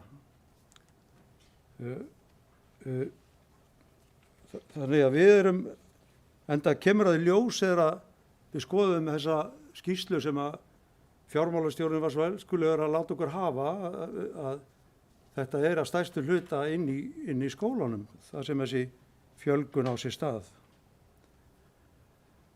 Nú, það truflaði mig eins og marga aðra hversu háar lífeyrisskuldbindingar eru. Við vorum með þetta á árinu 2019 á rúmlega 200 milljónir en förum í 700 milljónir núna. Og maður velti fyrir sér hvort að þessi tala 2019 hafi ekki bara verið röng. Þannig að við erum að borga einhverjum tryggingastarfræðingum sem held ég að séu 3 á Íslandi eða eitthvað fyrir að segja okkur hvað við höfum að setja í þetta. Og þeir eru eins og Guð almáttugur óskeikjulur í því. Þannig að við verðum að kyngja þessari tölu. Nú síðan langar mig líka að nefna varðandi launakostnaðinn að þar var verið að breyta bara í þeim kjarasamningum sem að kallaðir að vera lífskjarasamningar. Orlofsrétti fólks. Lágmarks orlofsréttur er núna í dag 30 dagar en var 24 dagar. Þannig að rétturinn er orðin 6 dagar til viðbótar og það kostar auðvitað fjármuni og ég held að það í reikninginu sé verið tiltaka eitthvað 200 milljónir vegna þessa. Þannig að eitt og annað fellur til og skýrir þessa hækkun Það er ekki mikil aukning inn á stjórnsýslusviðinu. Við sjáum hann ekki þar. En ég ætla nú kannski ekki að tjá mig mikið meira þennan ársreikning núna í bili allavega en lesa hér bókun frá okkur í meirihlutanum þennan ársreikning sem svohljóðandi. Ársreikningur Reykjanesbæjar vegna ársins 2020 sýnir glögglega þær miklu breytingar og þær áskoranir sem sveitarfélagið hefur staðið frammi fyrir árinu. Þetta ár sem að verður öllum minnistætt. Það með réttu hægt að fullyrða að starfsfólk sveitarfélagsins hefur lyft grettistaki til að sveitarfélagi geti veitt lögbundna þjónustu og leið skapað ýmiss konar úrræði sem meðal annars gerðu það að verkum að hægt var að veita ungum íbúum sveitarfélagsins störf síðastlið sumar. Þá hafa fjölmargir starfsmenn tekið verulega áhættu til þess að láta starfsemi sveitarfélagsins ganga. Kennarar í grunnskólum og leikskólum hafa meðal annars sinnt starfi sínu við erfiðar aðstæður til þess að líf barna og ungmenna gæti verið sem eðlilegast. Við viljum koma á framfæri þakklæti til þessara starfsmanna fyrir þeirra óeigingjarna starf. Rekstrartekjur sveitarfélagsins á árinu 2020 námu 25 milljörðum króna samkvæmt samstæðureikningi A og B-hluta. Rekstrartekjur bæjarsjóðs eða A-hluta námu 17,3 milljörðum króna. Rekstrarniðurstaða bæjarsjóðs fyrir afskriftir og fjármagnsliði var jákvæð 1,4 milljarða króna en að teknu tilliti til þeirra liða rekstrarniðurstaða sveitarfélagsins jákvæð 82,6 milljónir króna. Rekstrarniðurstaða sveitarfélagsins fyrir A og B-hluta fyrir afskriftir og fjármagnsliði nam 4,4 milljörðum króna. En að teknu tilliti til þeirra liða var niðurstaðan jákvæð 69,7 milljónir króna. Laun og launatengd gjöld sveitarfélagsins námu 10,4 milljörðum króna en stöðugildi hjá sveitarfélaginu voru að meðaltali 1096. Þetta hækkun upp á 1,7 milljarða á milli ára eða 18%. Skýringana að finna í nokkrum atriðum svo sem launabreitingu vegna kjarasamninga, fjölgunar stöðugilda og átaksverkefna sem ráðist var í árinu til þess að halda uppi atvinnustigi. Stöðugildum á fræðslusviði fjölgaði 53,7 sem að stærstum hluta má rekja til fjölgunar í Stapaskóla. Þá fjölgaði starfsmönnum á velferðarsviði 8,43 sem má rekja til faraldursins og ýmissa úrræða í málefnum fatlaðs fólks. Átaksverkefni sem farið var í á árinu hafa einnig haft talsverð áhrif. Orlofsskuldbinding hækkar tæpar 200 milljónir sem meðal annars kemur til vegna breytinga í kjarasamningum sem jók lágmarks orlofsrétt úr 24 dögum í 30. Einnig rétt að nefna breytingu á lífeyrisskuldbindingum sem hækka tæpar 500 milljónir króna úr 200 milljónum í 700 milljónir króna og hefur það sín áhrif á niðurstöðu ársreiknings. Eiginfjárhlutur bæjarsjóðs 23,81%. Heildarskuldir og skuldbindingar bæjarsjóðs nema 31,2 milljörðum króna og skuldahlutfall samkvæmt því 179,93%. Skuldaviðmið bæjarsjóðs hins vegar 98,92%. Eiginfjárhlutfall samstæðu 36,19%.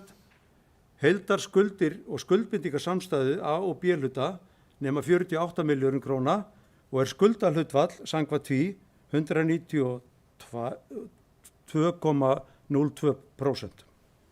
Skuldaviðmið hins vegar 122,94%.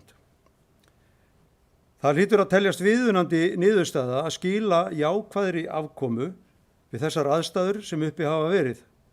Fyrri áætlanir sem unnar voru fyrir COVID gerðu ráð fyrir að bæjarsjóður yrði rekinn með tæplega 500 milljóna króna tekjuafgangi en svo útkomuspá í október gaf til kynna að afkoman yrði neikvæð 1 milljarð.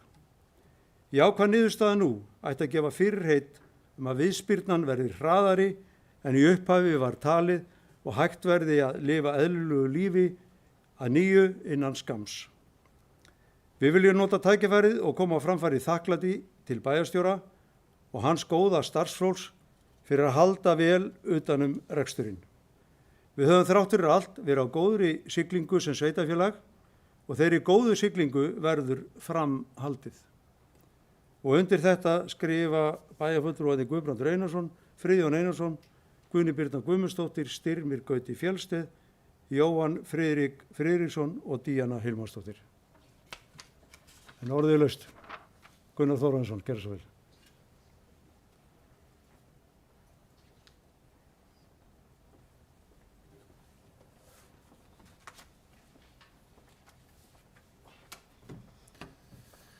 Forseti, ágætu bæjarfulltrúar og gestur og gestir. Já, ég vil nú bara lýsa ánægju minni með þennan ásökning. Hvort sem það er því að þakka að meiri hlutin hefur staðið sér vel eða hvort það er eitthvað annað, þá hefur þetta allavega þá niðurstöðu að við getum andað léttar, satt að segja. Það er enga síður eins og Margrét kom hér inn á áðan, Sanders, að það eru auðvitað hættur framundan sem verðum að pæla í og maður óttast það að síðasta árið í bæjarstjórn meirihlutans gæti farið í öfuga átt heldur en að við viljum. Allavegana, af því að það hér var nefnt að staðan hafði batnað við aðgerið þessa meirihluta, þá er það náttúrulega ekki alveg satt.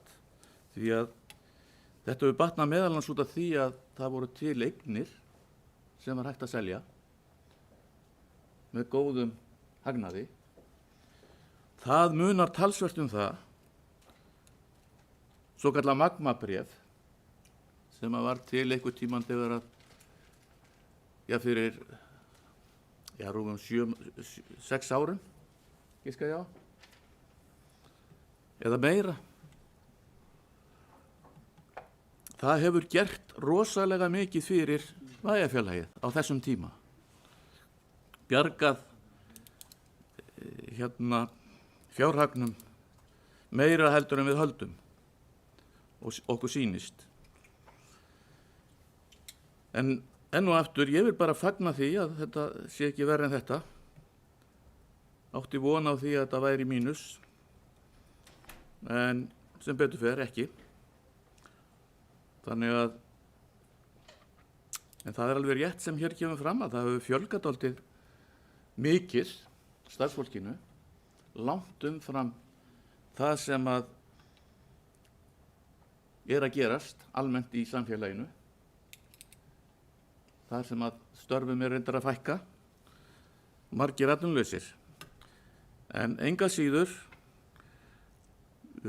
framundan eru tímar þar sem við þurfum að takast á við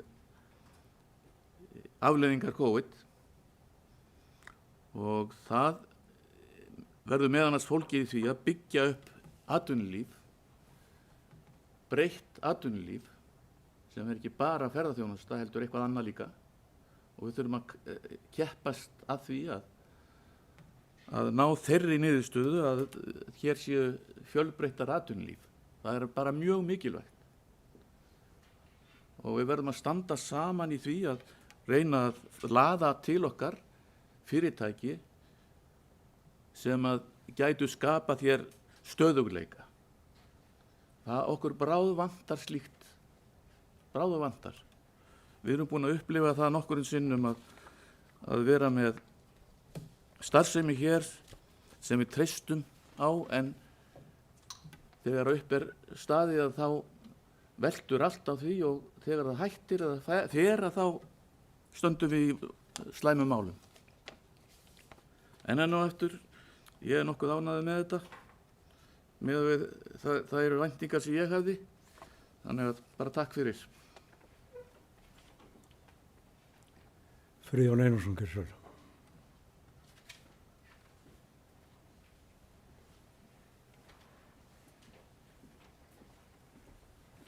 Forseti, ágætu bæjarfulltrúar og gestur, mér langar svona aðeins að koma inn í þessu umræðu.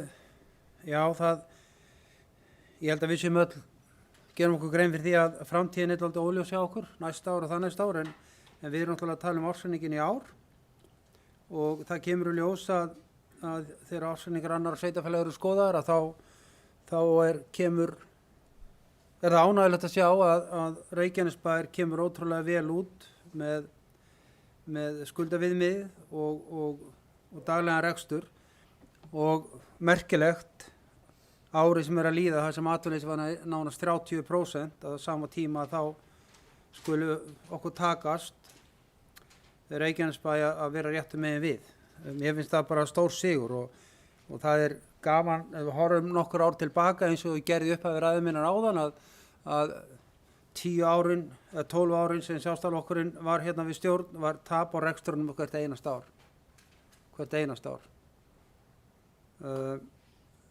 Aftur á móti hefur verið umsnúningur hjá þessu meirihluta og síðasta meirihluta og þá hefur verið hagnaður á rekstrunum öll árin. Þetta er ekki tölur sem ég er að finna upp, þetta er bara staðfesta tölur og við gerum okkur grein fyrir því að þetta ára verið erfitt þó svo eins og bæjarfulltrúar að vita að fyrstu 3 mánuðirnir eru mun betri heldur en við gerum ráð fyrir, mun betri og við erum bjartsýn á að seinni hlutin gæti jafnvel orðið enn betri en það er óvíst hvort það verði.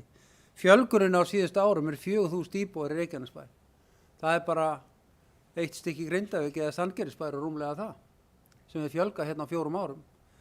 Og við vitum öll okkur þessi fjölgun starfa var í fyrra og það er náttúrulega nýr skóli, Stapaskóli sem byrjaði fyrra. Það eru 50 nýju starfsmenn bara þar.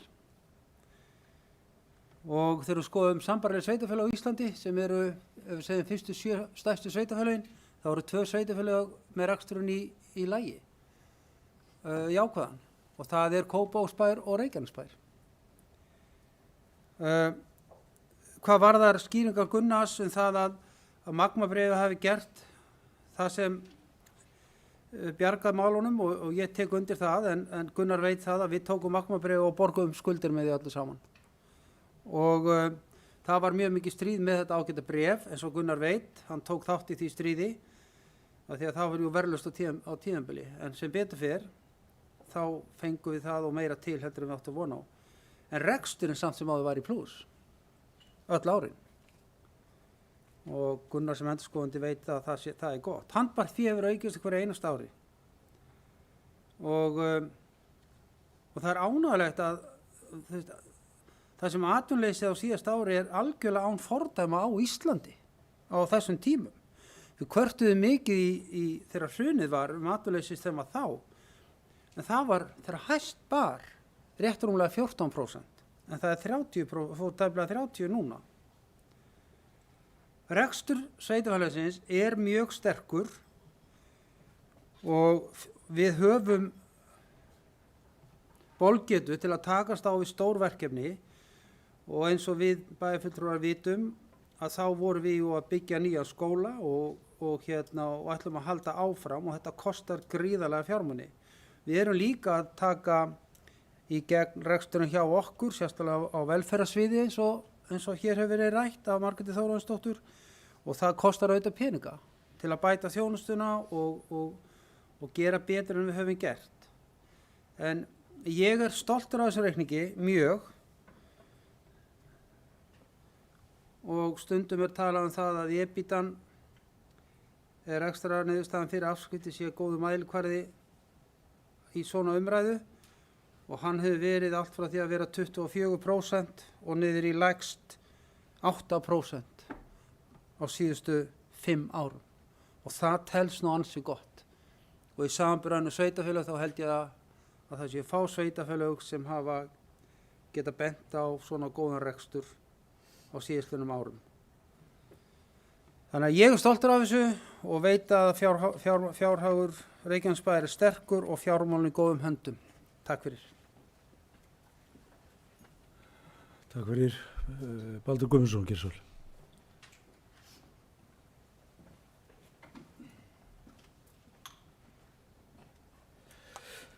Virðulegi forseti, góðir bæjarfulltrúar og gestir. Til hamingju með ásetningin. Hann er fín og takk fyrir allir sem komu að þeirri vinnu. Þá er það búið. Við glemdum að setja í bókunina allar þakkirnar og heilla óskir og skeytin og allt það. Það er eitt af því sem að vantaði í bókunina hjá okkur. Athyglisvert þegar að það er kvartað yfir því sem að ekki bara sem er í bókunni heldur líka sem er ekki í bókunni. Við skildum eftir þó nokkuð af upplýsingum í ársreikningnum án þess að nefna það í bókunni. Þetta er mjög fín niðurstaða og kemur bara óvart að við skulum ná þessu í þessu skrýtna árferði. þar sem að við byggumst við náttúrulega miklu tekjufalli. Það varð ekki raunin. Þannig að þetta svona kemur óvart. Við erum að grípa þarna eitt og annað sem er bent á í endurskoðunarskýrslunni og þar á meðal er þessi 150 miljóna svingur milli ára sem er, já, ef þeir sem eru að hlusta vilja fletta upp, þá er lotun tekna mjög áhugavert efni sem að menn geta skoðað í kvöld og velt fyrir sér hvað þýðir og varpar eflaust ljósi á hvernig ástandið er í samfélaginu. Við sökkum okkur dálítið ofan í það. Þetta er ábending sem kemur fram í endurskoðunarskýrslunni og við erum bara að enduróma það. Varðandi skuldaviðmið sömuleiðis, þetta kemur fram og þetta kemur fram í skýrslunni vegna þess að þetta er ábending það. Þetta er eitthvað sem við þurfum að huga að. Sömuleiðis þá erum við að segja það. Þetta er eitthvað sem þarf að huga að. Við vitum að það er undanþága. Þetta er á undanþágu. Við erum ábendingin gerir ráð fyrir að það sé eðlilegt árferði. Það er ekki eðlilegt árferði. Þess vegna er undanþága á þessu skuldaviðmiði. Það er alveg hægt að fara út í þar útskýringar í bókunni en þetta er í skýrslunni ef mann vilja sökka dýpra ofan í það. Það sem við erum að gera er bara að tala aðhald. Að hverju þurfum við að gæta. Og í bæjarráði þá kemur inn, og ég er ekkert að segja ykkur einhverja fréttir, bara kíkja á þessar 2 síðustu fundagerðir, það koma beiðnir aukin kostnað, aukin fjárframlög, nánast að hverjum einasta fundi. Þannig að við þurfum að gæta okkar, við þurfum að sýna aðhald. Og það er alveg fullkomlega eðlilegt að aðhaldi komi frá minnihluta, það á ekki að koma ykkur óvart. Og við ætlum að halda því áfram, ætlum að halda áfram að benda á það sem að okkur finnst megi fara betur. Og í þessari endurskoðunarskýrslu þá eru þessir punktar teknir fram.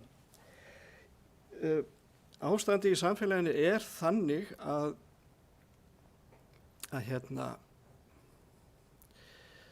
mér finnst svona óþarfi að benda á hvernig þetta árferði er hjá öðrum sveitarfélögum. Það eru mörg sveitarfélag að glíma við meiri vanda en við. Við vorum í þessari stöðu. Það var reglulega að vera að minnast á það og Guð forði mig fyrir á því að hlusta á gamla ræður frá minnihlutanum sem var þegar ég var í meirihluta.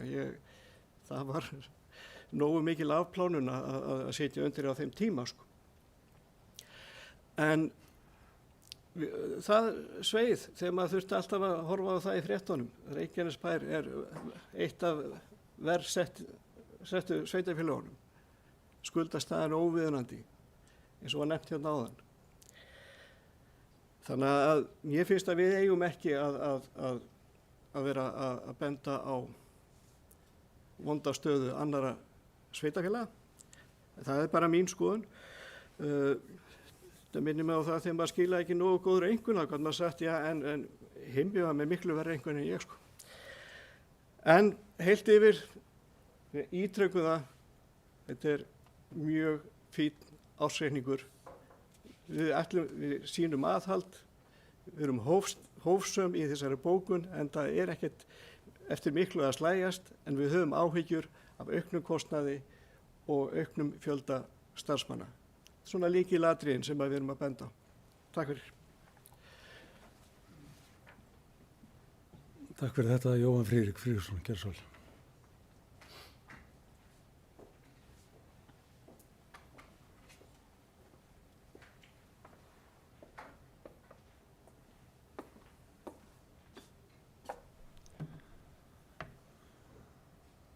Virðulegi forseti, bæjarfulltrúar og gestir bæði í sal og heima. Ég held að sé alveg ástæða til þess að gleðjast. Gleðjast yfir því að þessi ársreikningur er betri en við byggumst við. Getum öll tekið undir það. Og hann tengist aftur á móti ótrúlegum tíma í líf okkar allra. Tíma óvissu sem enn er ekki alveg liðin. Og ég er gríðarlega stoltur af því að búa í sveitarfélagi þar sem að sýnd var fyrirhyggja til þess að sveitarfélagi gæti staðið með samfélaginu sínu í gegnum þessa raun. Og niðurstaðan er, jú, betri en við bjuggumst við. Og það segir mér bara eitt, okkur hefur tekist vel upp, en það eru aftur á móti blikur á lofti og verður áhugavert að sjá, eins og bæjarfulltrúar hafa bent á, hvernig okkur tekst að vinna okkur í gegnum COVID-faraldurinn efnahagslega, hvernig viðspyrnan heppnast hjá okkur, og þá tek ég undir með bæjarfulltrúa Margréti Sanders. Við þurfum að skapa hér störf. Við þurfum að halda áfram að auka tekjur til þess að geta mætt þeim útgjöldum sem að við blasa á næstu árum. Það er ýmislegt í málflutningi bæjarfulltrúa sem hafa þegar talað, sem ég ákvaði að punkta hérna hjá mér, fannst áhugavert. Og það er alveg rétt. Allt hefur sína skýringar. Í gegnum þennan COVID-faraldur hefur atvinnuleysi á Íslandi verið langmest í Reykjanesbæ. Tíma yfir 25%. Einn af hverjum 4 íbúum atvinnulaus. Og vissulega hafa komið í ljósi þess aukin útgjöld hjá sveitarfélaginu. Það er alveg rétt hjá bæjarfulltrúa Baldri. Það hefur verið gefið í. En við höfðum líka tækifæri til þess. Þýðir það að við getum bara mist okkur í þeirri vegferð? Alls ekki. Við þurfum að halda áfram að horfa vel í rekstur sveitarfélagsins og veita bestu mögulegu þjónustu fyrir þær tekjur sem við fáum frá bæjarbúum. En við þurftum að hjálpa til, við þurftum að bregðast við og okkur tókst að gera það. Það sjálfsög er ekki hægt að gera allt fyrir alla, en svo sannlega reyndum við að styðja við meðal annars íþróttastarfið okkar. Og í gegnum þennan faraldur held ég að við séum að komast ótrúlega vel sem þjóð. En það er enn mikið atvinnuleysi á Suðurnesjum. Það eru enn áskoranir. Þannig að við eigum erfitt starf með höndum. Þegar horft er í fjölgun starfsfólks, þá vill ég benda á það í bókun meirihlutans að vissulega kemur fjölgunin til út af þeim ástæðum sem nefndar voru, en fjölgun til að mynda stöðugildi varðandi velferðarmál tel ég vera fagnaðarefni. bæjarfulltrúar hafa meðal annars bent á þá staðreynd að það hefur verið aukin þjónustu þörf. Við höfum verið í endurskipulagningu á því sviði. Bæjarfulltrúi Margrét Þórarinsdóttir hefur meðal annars bent á það að það sé mjög mikilvægt fyrir okkur að hafa öflugt og gott starfsfólk, hafa nægt starfsfólk og meðal annars er verið að koma á móts við það og eflaust mun sá málaflokkur stækka enn frekar á næstu árum. En vonandi tekst okkur hér eftir sem hingað til að horfa í það hvernig þjónustu við erum að veita, hagræða ef mögulegt er, en halda uppi þjónustustigi. Varðandi hækkun á launakostnaði, og það hefur verið komið inn á það hér, þá hef ég bæði sem íbúi og núna sem bæjarfulltrúi haft áhyggjur af því í gegnum tíðina að Reykjanesbær sé ekki samkeppnishæfur í launum með önnur sveitarfélög.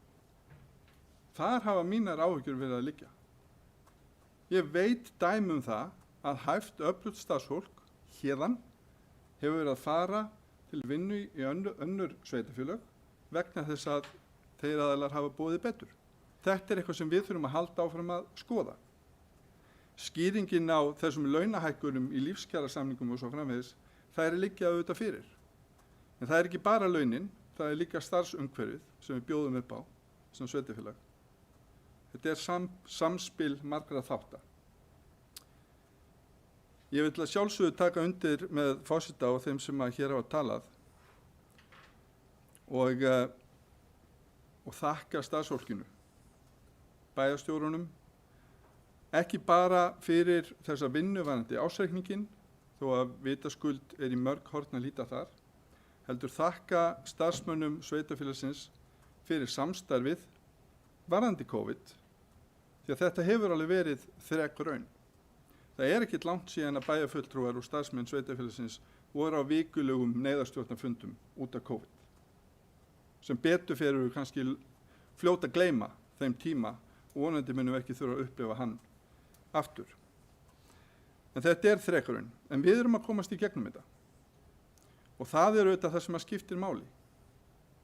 Ég vil þess vegna miklu frekar horfa til framtíðar í staðinn fyrir að eyða of mörgum orðum í að ræða um magmabref eða ræður sem voru haldnar hér á árum áður. Eflaust kannski skemmtilegt að rifja þær upp. En auðvitað kemur aðhald frá minnihluta og ég fagna því. Ég myndi vera í nákvæmlega sömu sporum og haga mér eins. Það er gott. Meirihluti þarf aðhald frá minnihluta. En svo ég komi nú aðeins að þessu magmabrefi, þá vildi ég ennþá að við ættum þennan hlut eins og ég hef nú margoft bent á og get ekki ímyndað mér að salan á þessum hlut sé einhvers konar björgun á rekstri sveitarfélagsins undanfarin ár. Ég er bara alls ekki sammála því. Ég vildi að við ættum bara þennan hlut í HS Orku ennþá, en það er það stöndugt og öflugt fyrirtæki. En það er liðið. Snúum okkur að framtíðinni. Það sem að mér finnst standa upp úr hér eru auðvitað dugnaður fólksins á svæðinu. Sveitarfélagið hefur staðið sig vel, ársreikningurinn er betri en við byggumst við, en sem fyrr þá vorum við fyrst niður og ég trúi því að við verðum fyrst upp úr þessum dal. Við munum halda áfram að stýra sveitarfélaginu með styrkri hendi, setja íbúa sveitarfélagsins í fyrsta sæti og að þessu sögðu þá vil ég þakka starfsmönnum enn og aftur fyrir þeirra vinnu.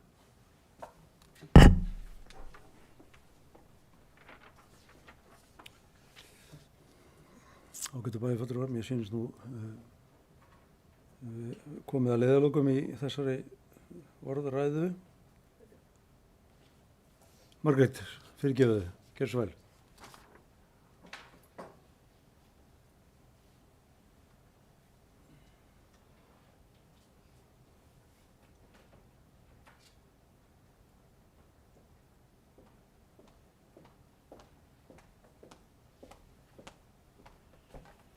Forseti, bæjarfulltrúar, góði gestir.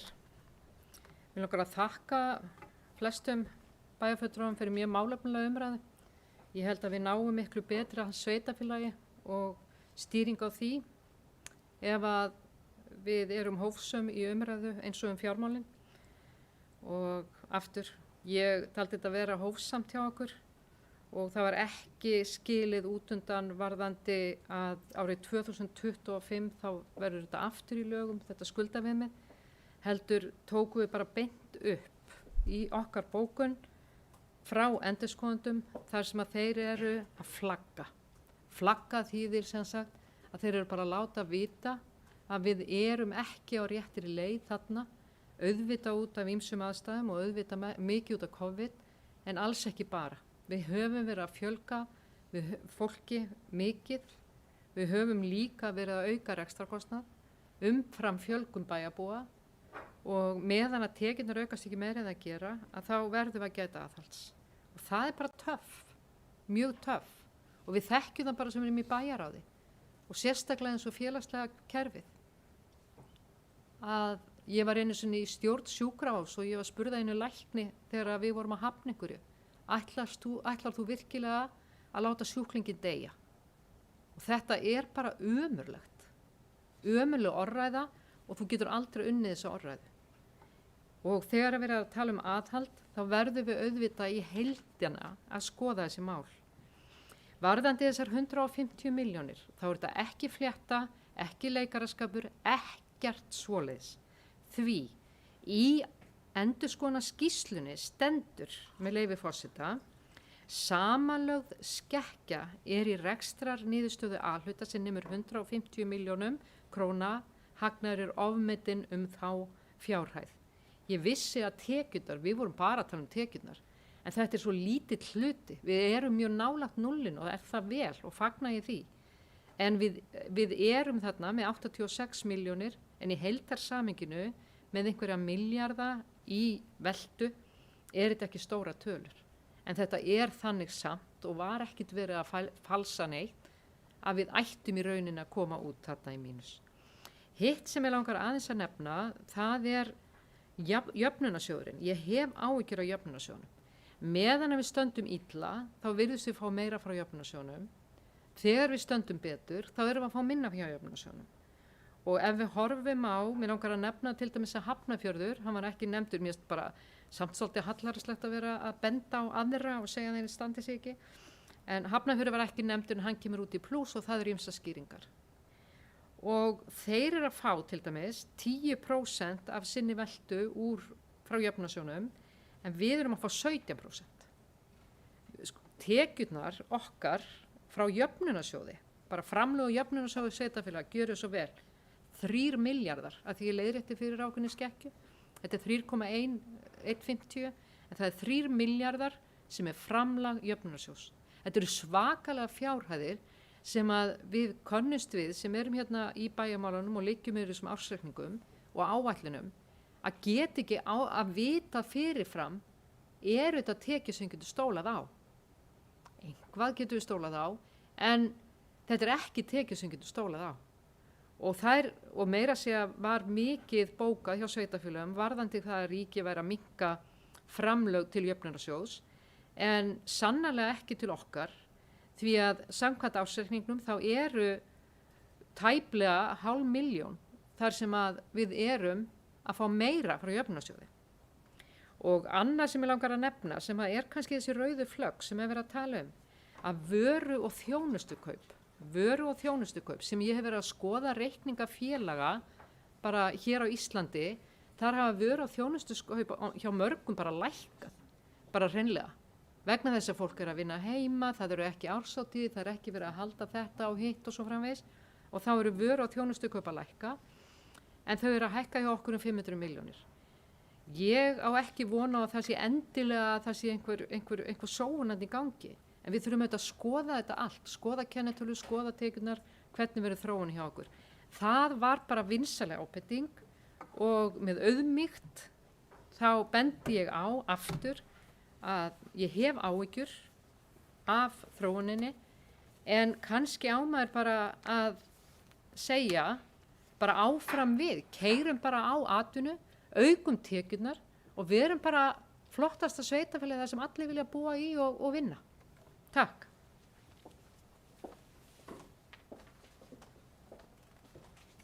Margrét Þórarinsdóttir Geirsval.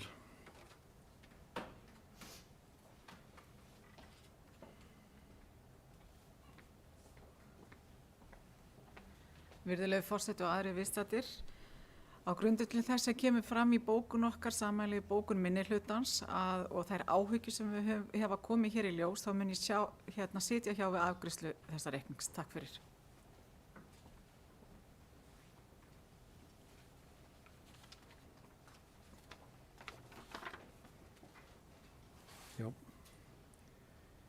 Já, ég hef stundum lent í því sem bæjarfulltrúi að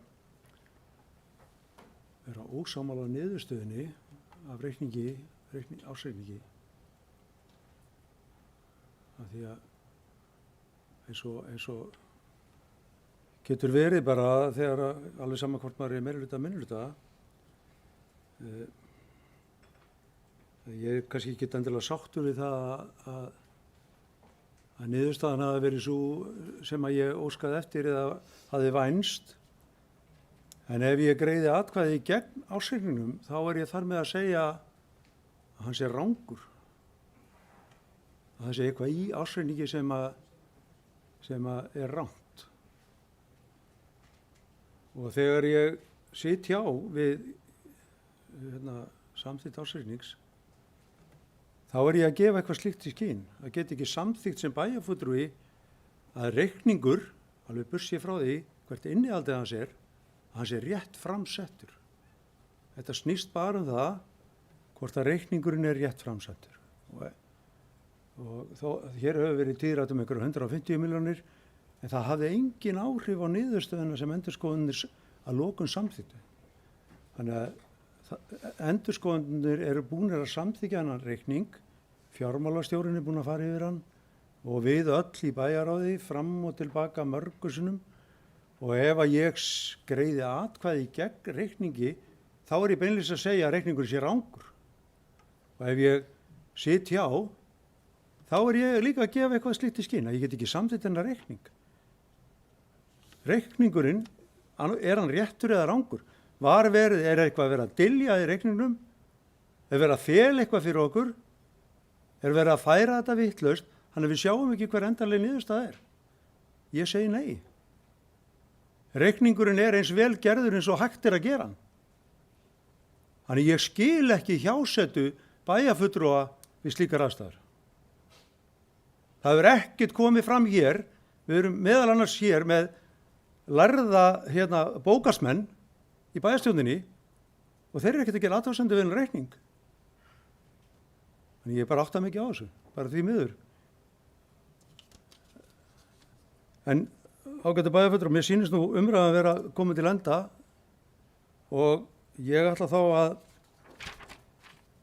leggja þennan ársreikning Reykjanesbæjar og Reykjaneshafnar fyrir árið 2020 til afgreiðslu og þeir sem samþykkt geta reikningin eru beðin um að gefa merki.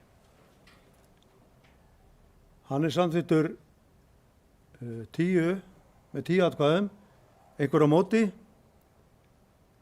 og einhver sem situr hjá. Þá er það bókað að 10 bæjarfulltrúar samþykkja reikningin og einn sem situr hjá. Heyrðu, en þá erum við komin að leiðarenda á þessum fundi og munum nú í framhaldinu ganga frá fundagerð. En af því að þessi fundagerð er samþykkt rafrænt, þá slít ég hér með fundi og segi hér með 611. fundi bæjarstjórnar hér með slítið.